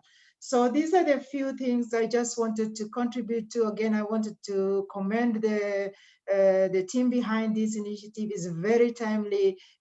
We will not meet the 2030 agenda, food and nutrition agenda, and of course the whole food systems agenda. And you know the food system engagement that is going on right now, if women do not have ownership of land. So this is very crucial, and we are fully in support of this initiative and happy to stay connected to it. Thank you very much for this opportunity. Thank you so much. Thank you so much. Thanks, Esther, for coming back. What I've gathered is that one of the top game changer that AGRA is working on is to ensure that women own land and property, looking at the social aspect, legal aspect, policy barriers. And you've also mentioned that you have a project on women working in or empowering them in agribusiness just to ensure that they're able to acquire land.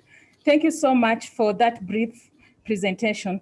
So I will hand over to Esther to take us the last session also, and also Eva to present. Yeah, over to you, Esther. Thank you. Thank you. We are at the session. We expected to have an interactive discussion. I just want to confirm all our leaders from the AU are here. Do we still have our leaders from the AU here? Can someone confirm to me? Because we wanted to know, and I fell from the network at some point. Just want to make sure that we have our leaders from the AU, because the women from Kilimanjaro, they have spoken, they have sent their plea. They've requested that the charter be put at the official depository of documents by the AU. I'm just asking our leaders who just shared the work they are doing and the great work they are doing. Do we leave this session, the women knowing that this is done? Yes, Jima? Yes, Madame Diop is connected since the beginning. I mean, we still have her from you. You can see that, I mean, other officials were also connected. We still have His Majesty Mfumu connected, but Madame Diop is here. Thank you. Thank you very much. So we now have an interactive discussion, and we are already 17 minutes late. I'm just wondering if there is anyone who wants to say something before we go to the closing session, and then we'll give Madame Diop to tell us something as a closer for this session. Hi, Esther. Yes. I'm requesting if Eva can just say 2 sentences. Let's have it, please. Yes. Okay. Keith, kindly unmute TGNP for Eva to speak.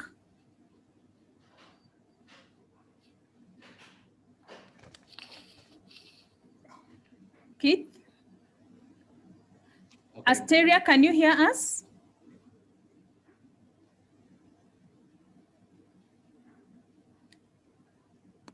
Okay. Okay. All right. Yes. Okay, Asteria, you can hear us. If you could allow Eva to speak.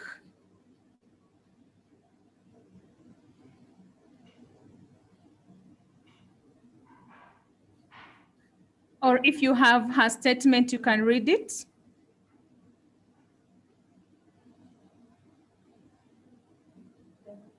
I feel we have technical issues. Yeah, they need to unmute. Okay. All right. Okay. Okay, I think, Esther, you can go on. Once they have unmuted, they can make a statement, 1 or 2. Over to you, Esther. Thank you. So I want to close this session because there's so many people who've been waiting. There are a lot of things that have been said, but I just want to open for 2 questions from the people who wanted to ask a question before I give the mic to the people who are closing for us the session. Please take on, just come in if you have a question, a clarification. Going.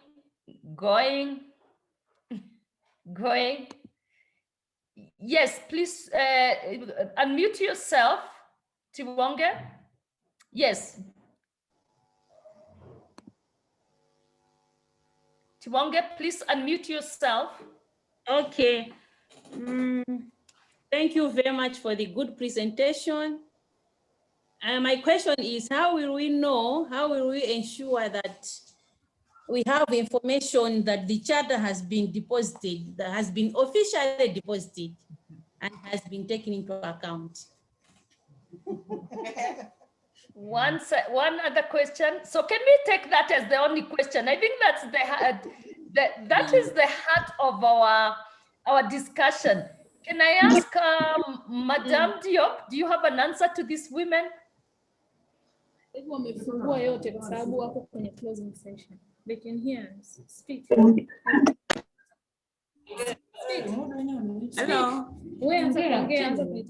Good evening. Okay, just hold on, Miss Diop. Okay, please, 2 minutes. Yes, TGNP, you are still, and you have to unmute yourself. We can't hear you. Can we hear the Kenya Kilimanjaro chapter? They want to speak. My name is Eva, speaking from behalf of the grassroots women from Tanzania, mobilized by TGNP, ActionAid, and Oxfam. We would like to thank the CSO and NGOs like AU, Oxfam, TGNP, ActionAid for the Kilimanjaro Initiative organization, which the charter has been adapted in Tanzania. We were asked the question, what were the progress made in Tanzania in addressing Portuguese land system, which pull back women's land heritage? Due to limitation of time, I'm going direct to the answer. After the Kilimanjaro Initiative Assembly, and after we have ended or handed over the Kilimanjaro Demand of Charter to the AU, we came back to our government, to our country, to our communities. We did our advocacy. Then our government came up with a land use plan. This plan enabled and give an opportunity to some women to own, access, and have full control of land. But this one was not enough because the women who has meted and have the right to own land were few compared to the demand. So we request we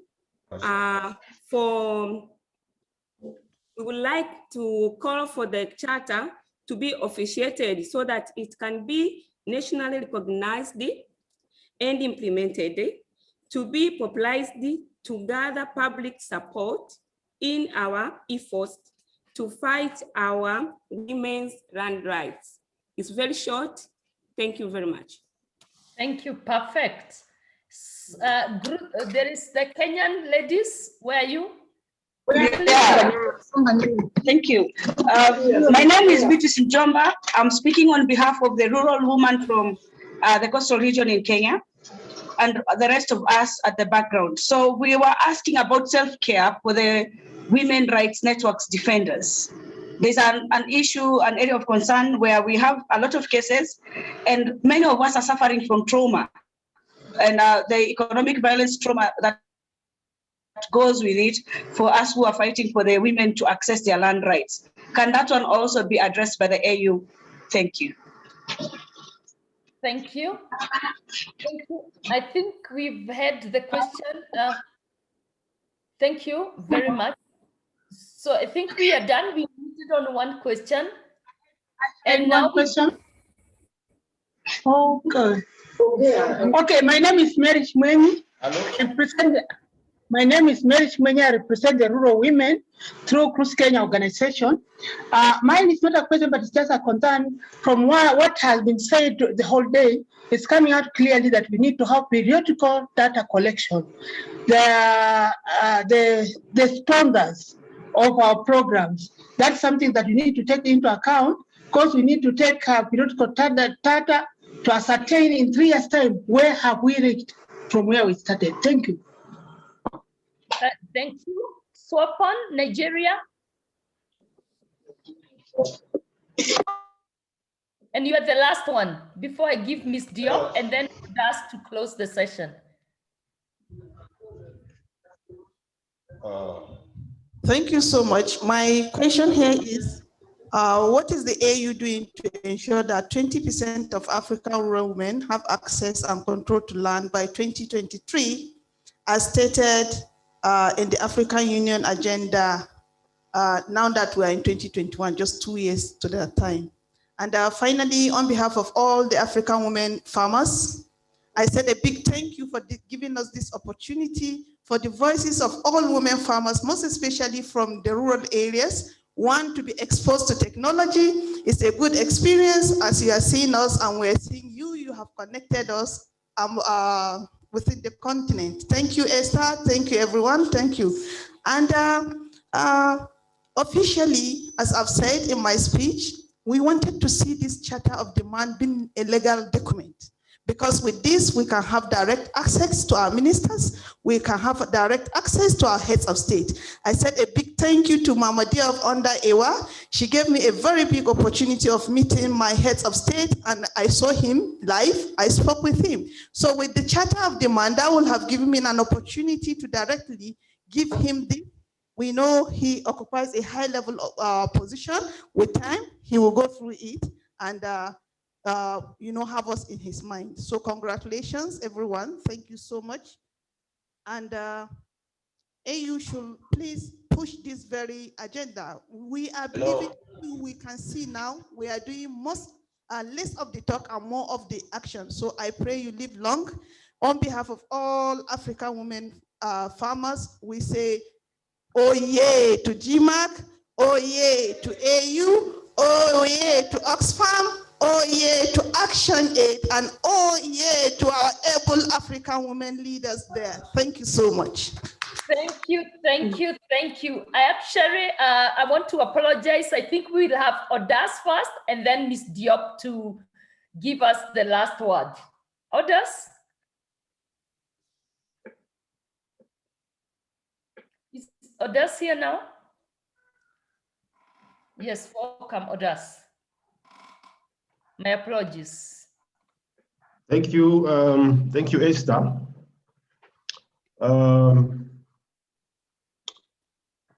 Ladies and gentlemen, or protocols observed, I want to thank everyone for this wonderful meeting. To start my remarks, I just want to remind everyone that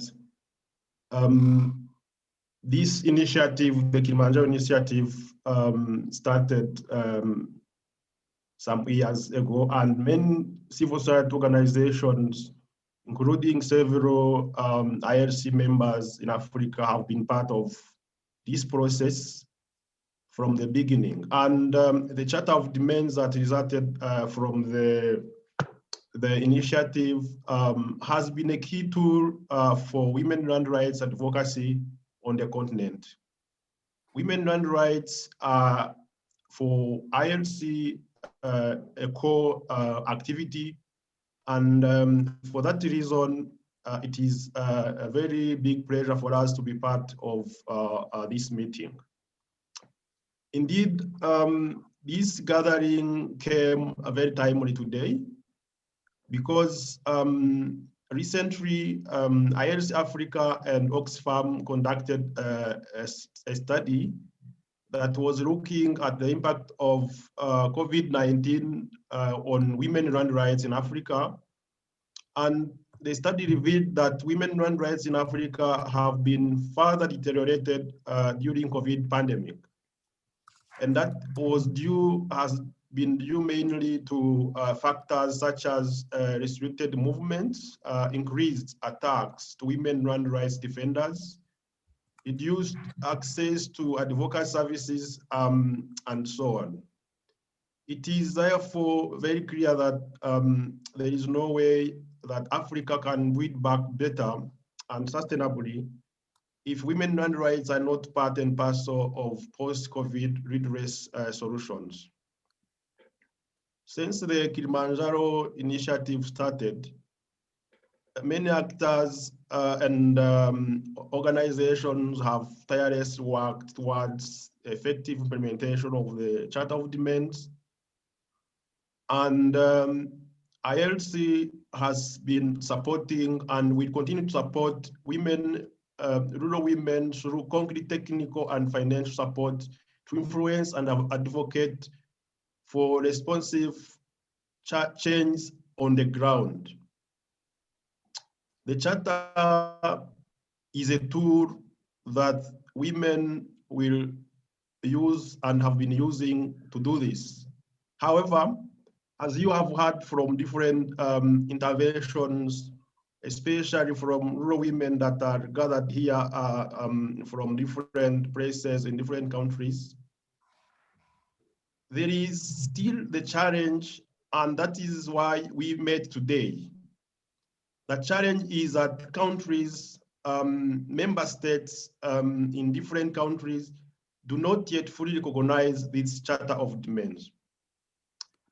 And we believe that putting this Charter of Men in the official depository of the African Union will support a lot our work in favor of land rights on the continent. And we will not retire from advocating for this. We have just started this journey. As I conclude my remarks, on behalf of the International Coalition, I would like to thank all the co-organizers of this meeting, as well as other partners and participants. Especially, I would like to thank the African Union Commission through His Excellency the Commissioner for the good collaboration in preparations for this meeting. And we hope and we know that we will continue to work together this journal, together, Your Excellency, towards full recognition of the Charter by member states. Thank you. Thank you, Odas. Thank you. I'm proudly a staff of International Land Coalition. Like for those ones who didn't know, and that's why I'm here, I am the Global Women's Land Rights Manager for the International Land Coalition, and we are part of the organizers for this. Ms. Diop, I'm being told that we have someone from IALA and has been waiting to speak. Can I just give her a chance before you? Thank you, my sister, you're such a darling. So, do we have Honorable Francois from IALA?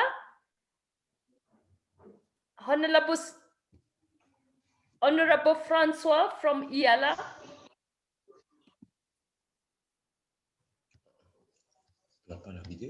Hello? Yes. Are you hear me? Yes, we can hear me. You can hear you. Exactly, Okay. Honorable So Francois. we don't have our video is switched off. So okay. Let me introduce my colleague who want to ask a question. I think I'm unmuted now. Merci beaucoup pour l'occasion que vous nous donnez afin que nous nous prononcions sur cette question de revendication, la charte. Et pour notre part, nous avons suivi et nous voulons demander quel est le degré d'implication des jeunes pour aider à la mise en œuvre effective de la charte de revendication des femmes. Is that Francois? Oui? Yes, I'm here. Okay, yes. Because you have a limited time, I'm Françoise Umukiza, and I'm a member of Parliament, East African Legislative Assembly. What I can just say is to thank the organizers of this useful meeting. I think it's a high-level dialogue, and I'm very proud of you, organizers, distinguished guests, all protocols observed. And we have been working in touch with the FAO, African Union, and the IISD, Oxfam, during the network with ECOWAS in Kigali. I was there, and I'm happy to represent, if I can say, my assembly here, even if I was invited through a group WhatsApp from Member of Parliament gathering. We are together, we always discuss and interact on what's going on under this pandemic, and we are happy to be together, ECOWAS and EARA member parliaments.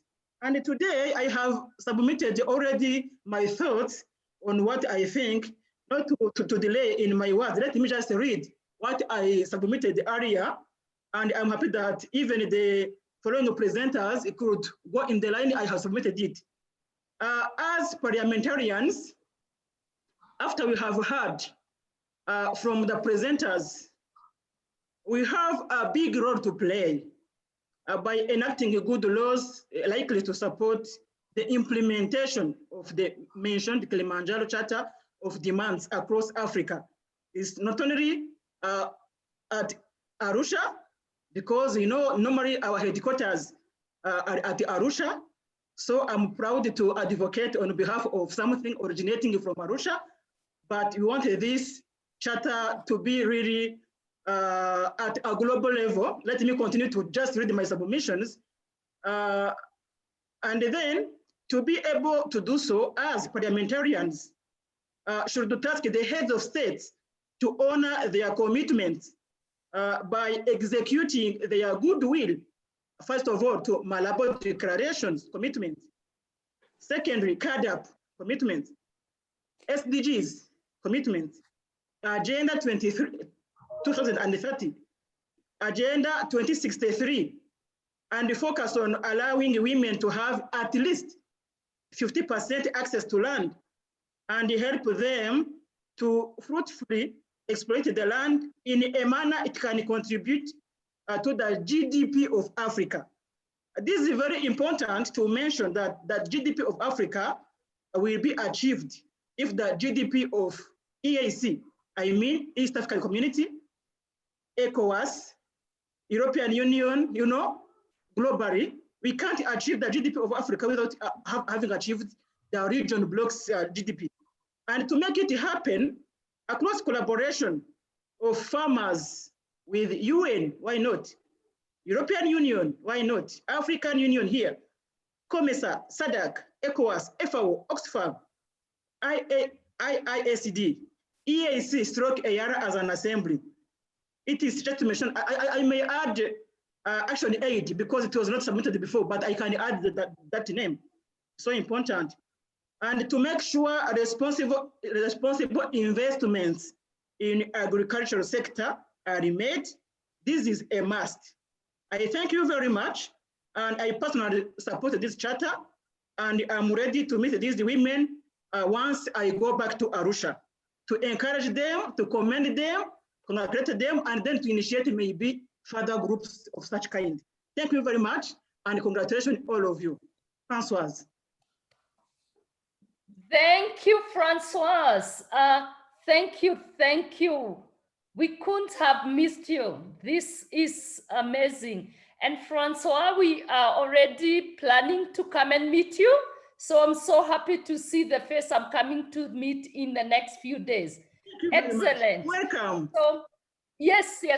I'm going to get your contact and I'm going to meet you. We've been talking about you. We've been organizing. We were actually supposed to meet you 2 weeks ago on the same.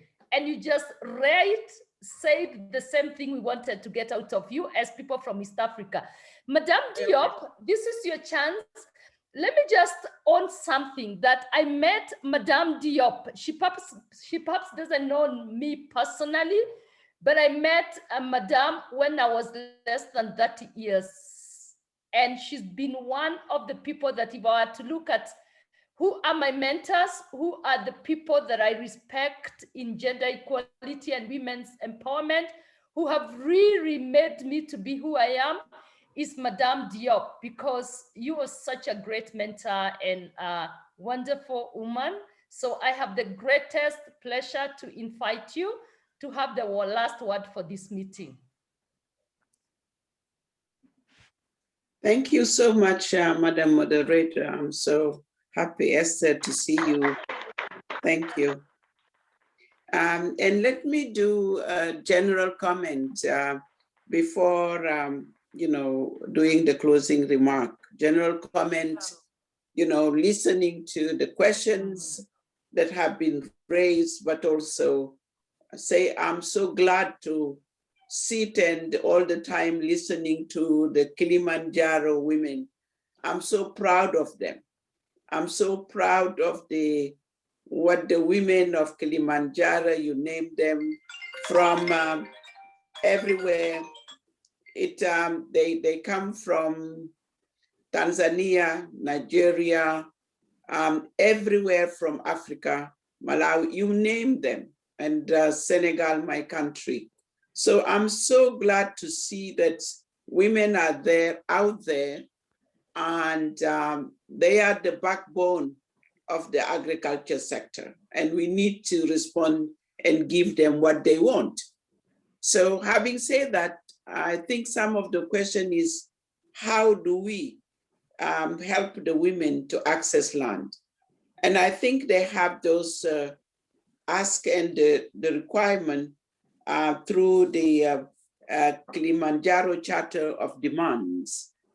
And I think, first of all, we need to see that we had the privilege this morning to have the Commissioner, Madam Sako, who is the key person at the African Union to take this charter herself, to take it to the STC, which is the Specialized Technical Committee with the ministers, who will look at it and put it into their program. And I think you have heard her saying, I am with you. It's going to be part of my program. And I can also testify that all the other issues that you have raised, either it is on the defenders, the land right defenders, which are part of human rights defenders, we will take it also to the gender directorate. Unfortunately, they are not with us today, but we need to make sure that they access this document and they are with you. And to the young people, the other question to the youth. And now we have the youth division into the gender division.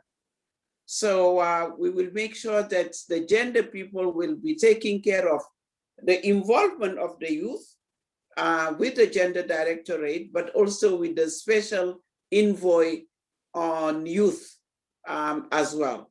So I think that the work that the Kilimanjaro women have been doing with Madam Zuma and continue to do with Musa Faki Mohammed, you know, with all the commissioners that are supporting youth through GMAC, you will be able to see, to reach to the ministers. And my appeal to you is also for you to approach at national level your ministers in charge of land, as well as the Minister of Gender, but also Ministers of Agriculture and others, government entities that are in charge of this program. So when they are meeting in the Specialized Technical Committee, they will be able to review your, and at least endorse the Kilimanjaro. So for me, as you know, I'm a special envoy of the chairperson of the African Union, Musa Faki Mohammed, chair of the AUC, but I'm the envoy of the women. I'm advocating for you. That's why I'm sitting here since morning to listen to you and to make sure that your agenda is brought at the table. So I just wanted to, again, to really congratulate you. That's my commitment. But if you allow me, I will, you know, read my closing remark. But our commitment as AU is there, and we will take the document. And the main person who committed was, you know, Ambassador Sako, Josepha Sako, and she said that she's going to work with you. So we will continue the conversation with her on the different areas that you have raised. So thank you, with the Gender Directorate, of course. Thank you so much. Thank you, Esther, for facilitating. And thank you also, Madam Khadifal Tal of WAWA, the two who have facilitated this meeting. So let me now just conclude. I know that people have been sitting for a long time. You know, as we come to the end of this fruitful deliberation, really, I would like to appreciate, first of all, Madam Sako, because I know that she took time off her busy schedule to be with us. Again, I wanted to congratulate her for her appointment, but also all the female and men. You know that we have parity at the AU, 4 men and 4 women. We have the chair, which is a man, and the deputy chair was a woman, and the rest are all, you know, 50-50. So we are very happy for that. The election went very well, and we are happy that Madam Sako is also re-elected to be our interlocutor when it comes to the agriculture and the issue of land. So let me also thank the organizer. I think it's important that we recognize them because they put a lot of effort to bring us together. Oxfam Pan-African Program, thank you so much. And I think the ILC as well for working together with the members of the consortium, everybody being part of it. I name WILDAF, but Action Aid, mobilizing the women throughout the Tanzania Gender Network Program, the IWA, and everybody that have been part and parcel of this program. I will not forget the traditional leader, because it's important that we listen, because it has been said many times, and Madam Hadi Fatal reiterate that those who hold the land are the traditional leaders, and we need to negotiate with them as well. So I'm sure that that conversation with them, they're asked to continue to have a forum. I'm sure that the program of this program will continue to help them and the African Union to have such a forum. Let me also say that when I look at the setting of this platform, and I think Constance have taken us to how the platform is going to be designed further, and the importance to have the partners.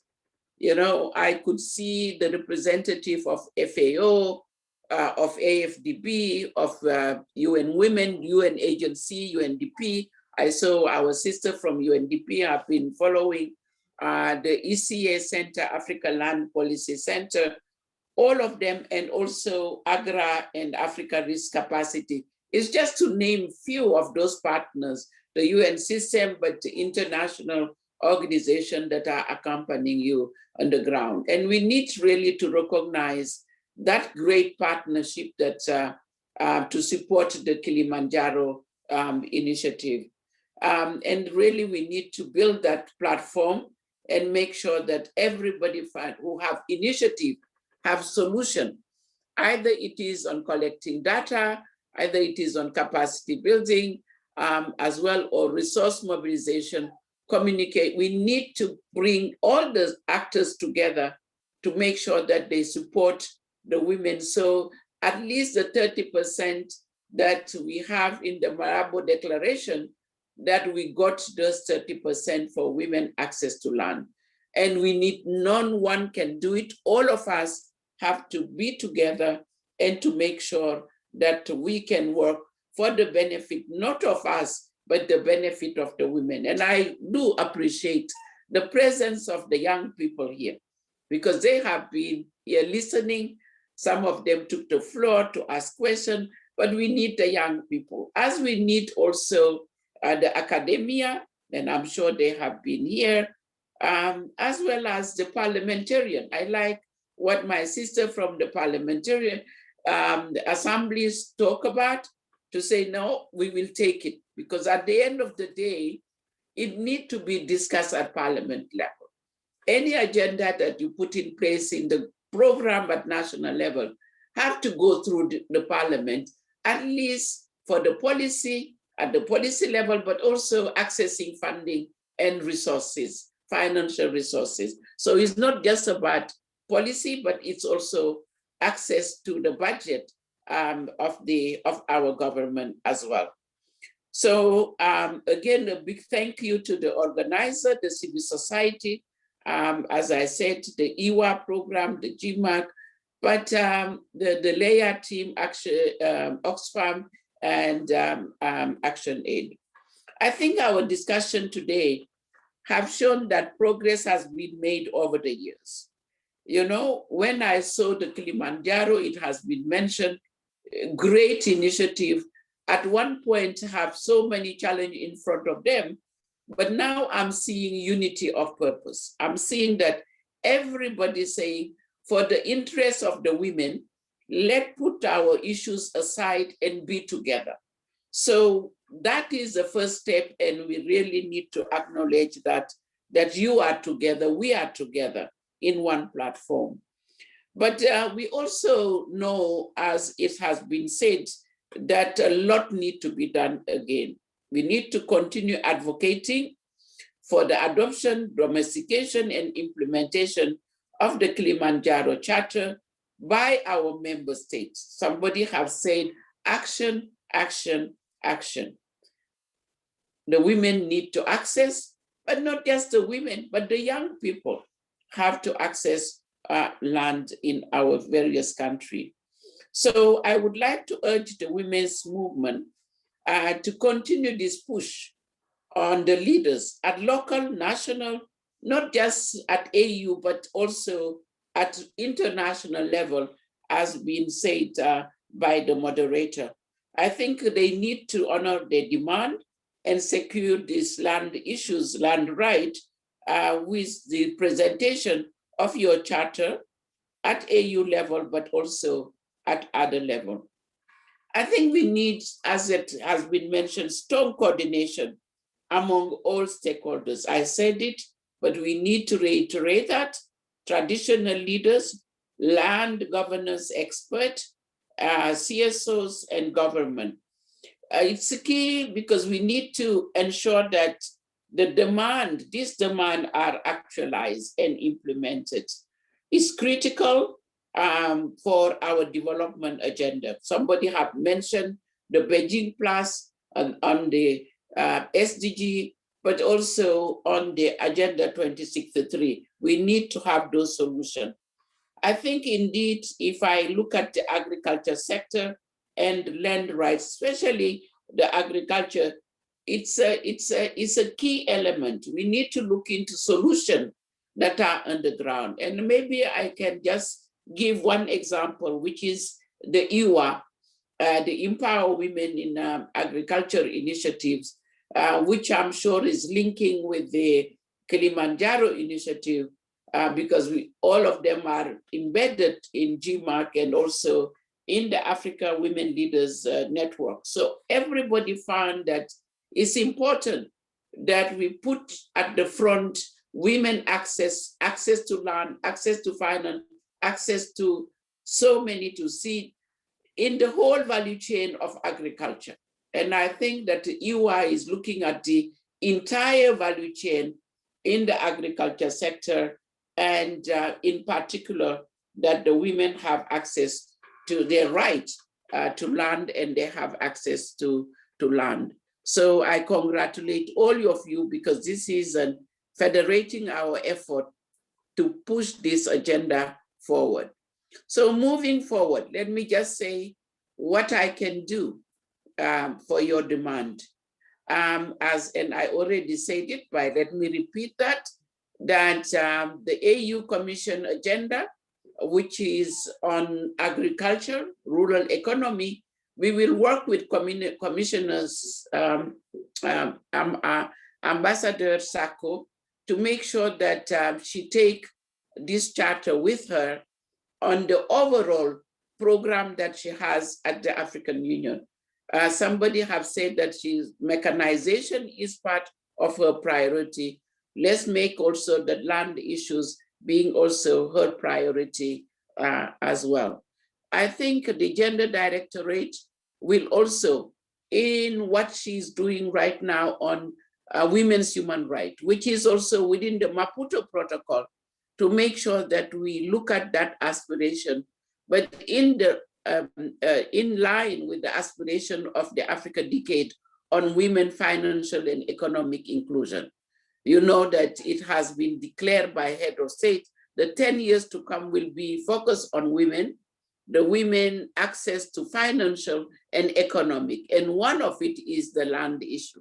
So we will make sure that it is part and parcel of this 10 year, so we can measure progress during this 10 year to come as a decade for African women.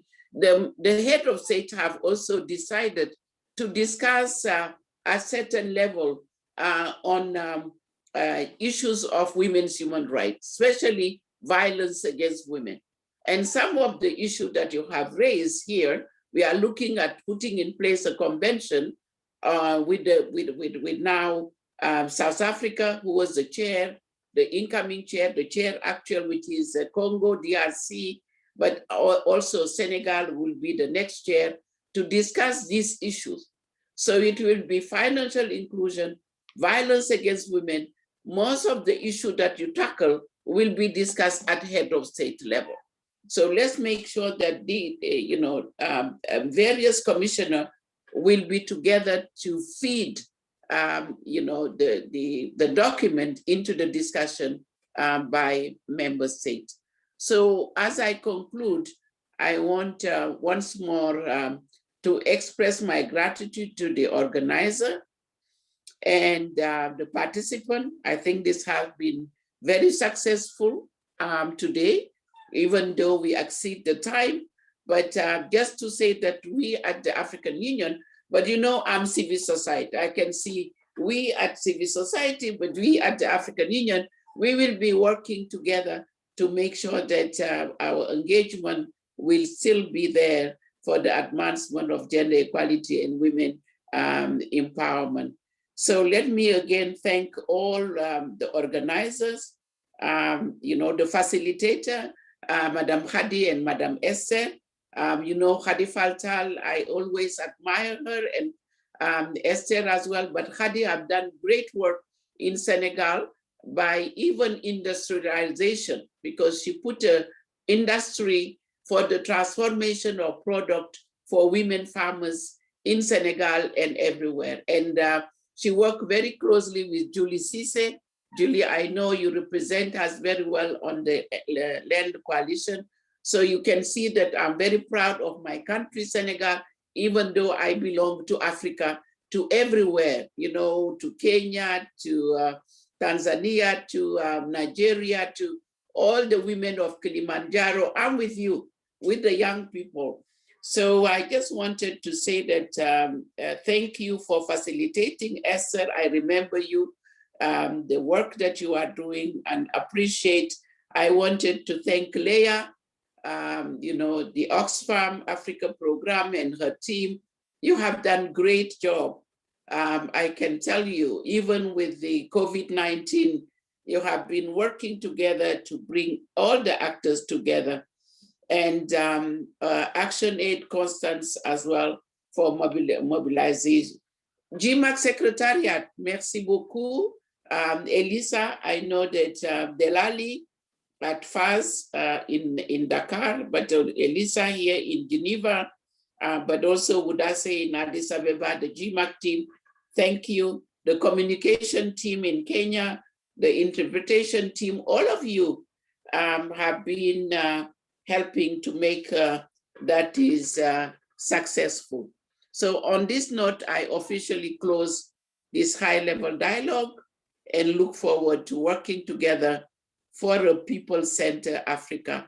Kumba Falven, Kumba is online. Thank you with your team as well. So thank you for your kind attention. Merci beaucoup. Merci. So normally I think the women will sing Kilimanjaro. I don't know, Constance, we need to sing Kilimanjaro, your song. Madame Françoise, merci beaucoup. So we need to hear the song.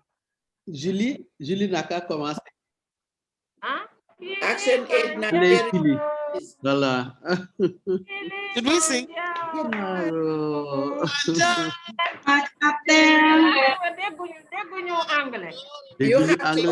Kilimanjaro ñëpp dégg nañ ko. Open your mind. Okay, could you please play for us the Kilimanjaro song? Our land is alright. Our land is alright.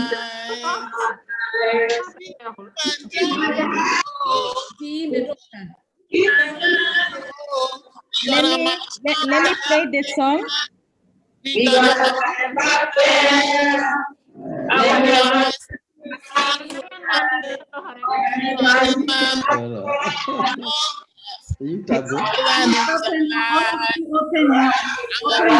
Open and join in the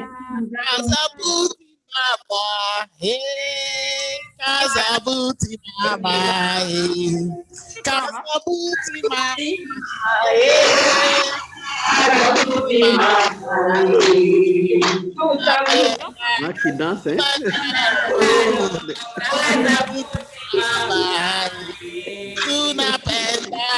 Kilimanjaro. Oh, I invite everyone to open their videos.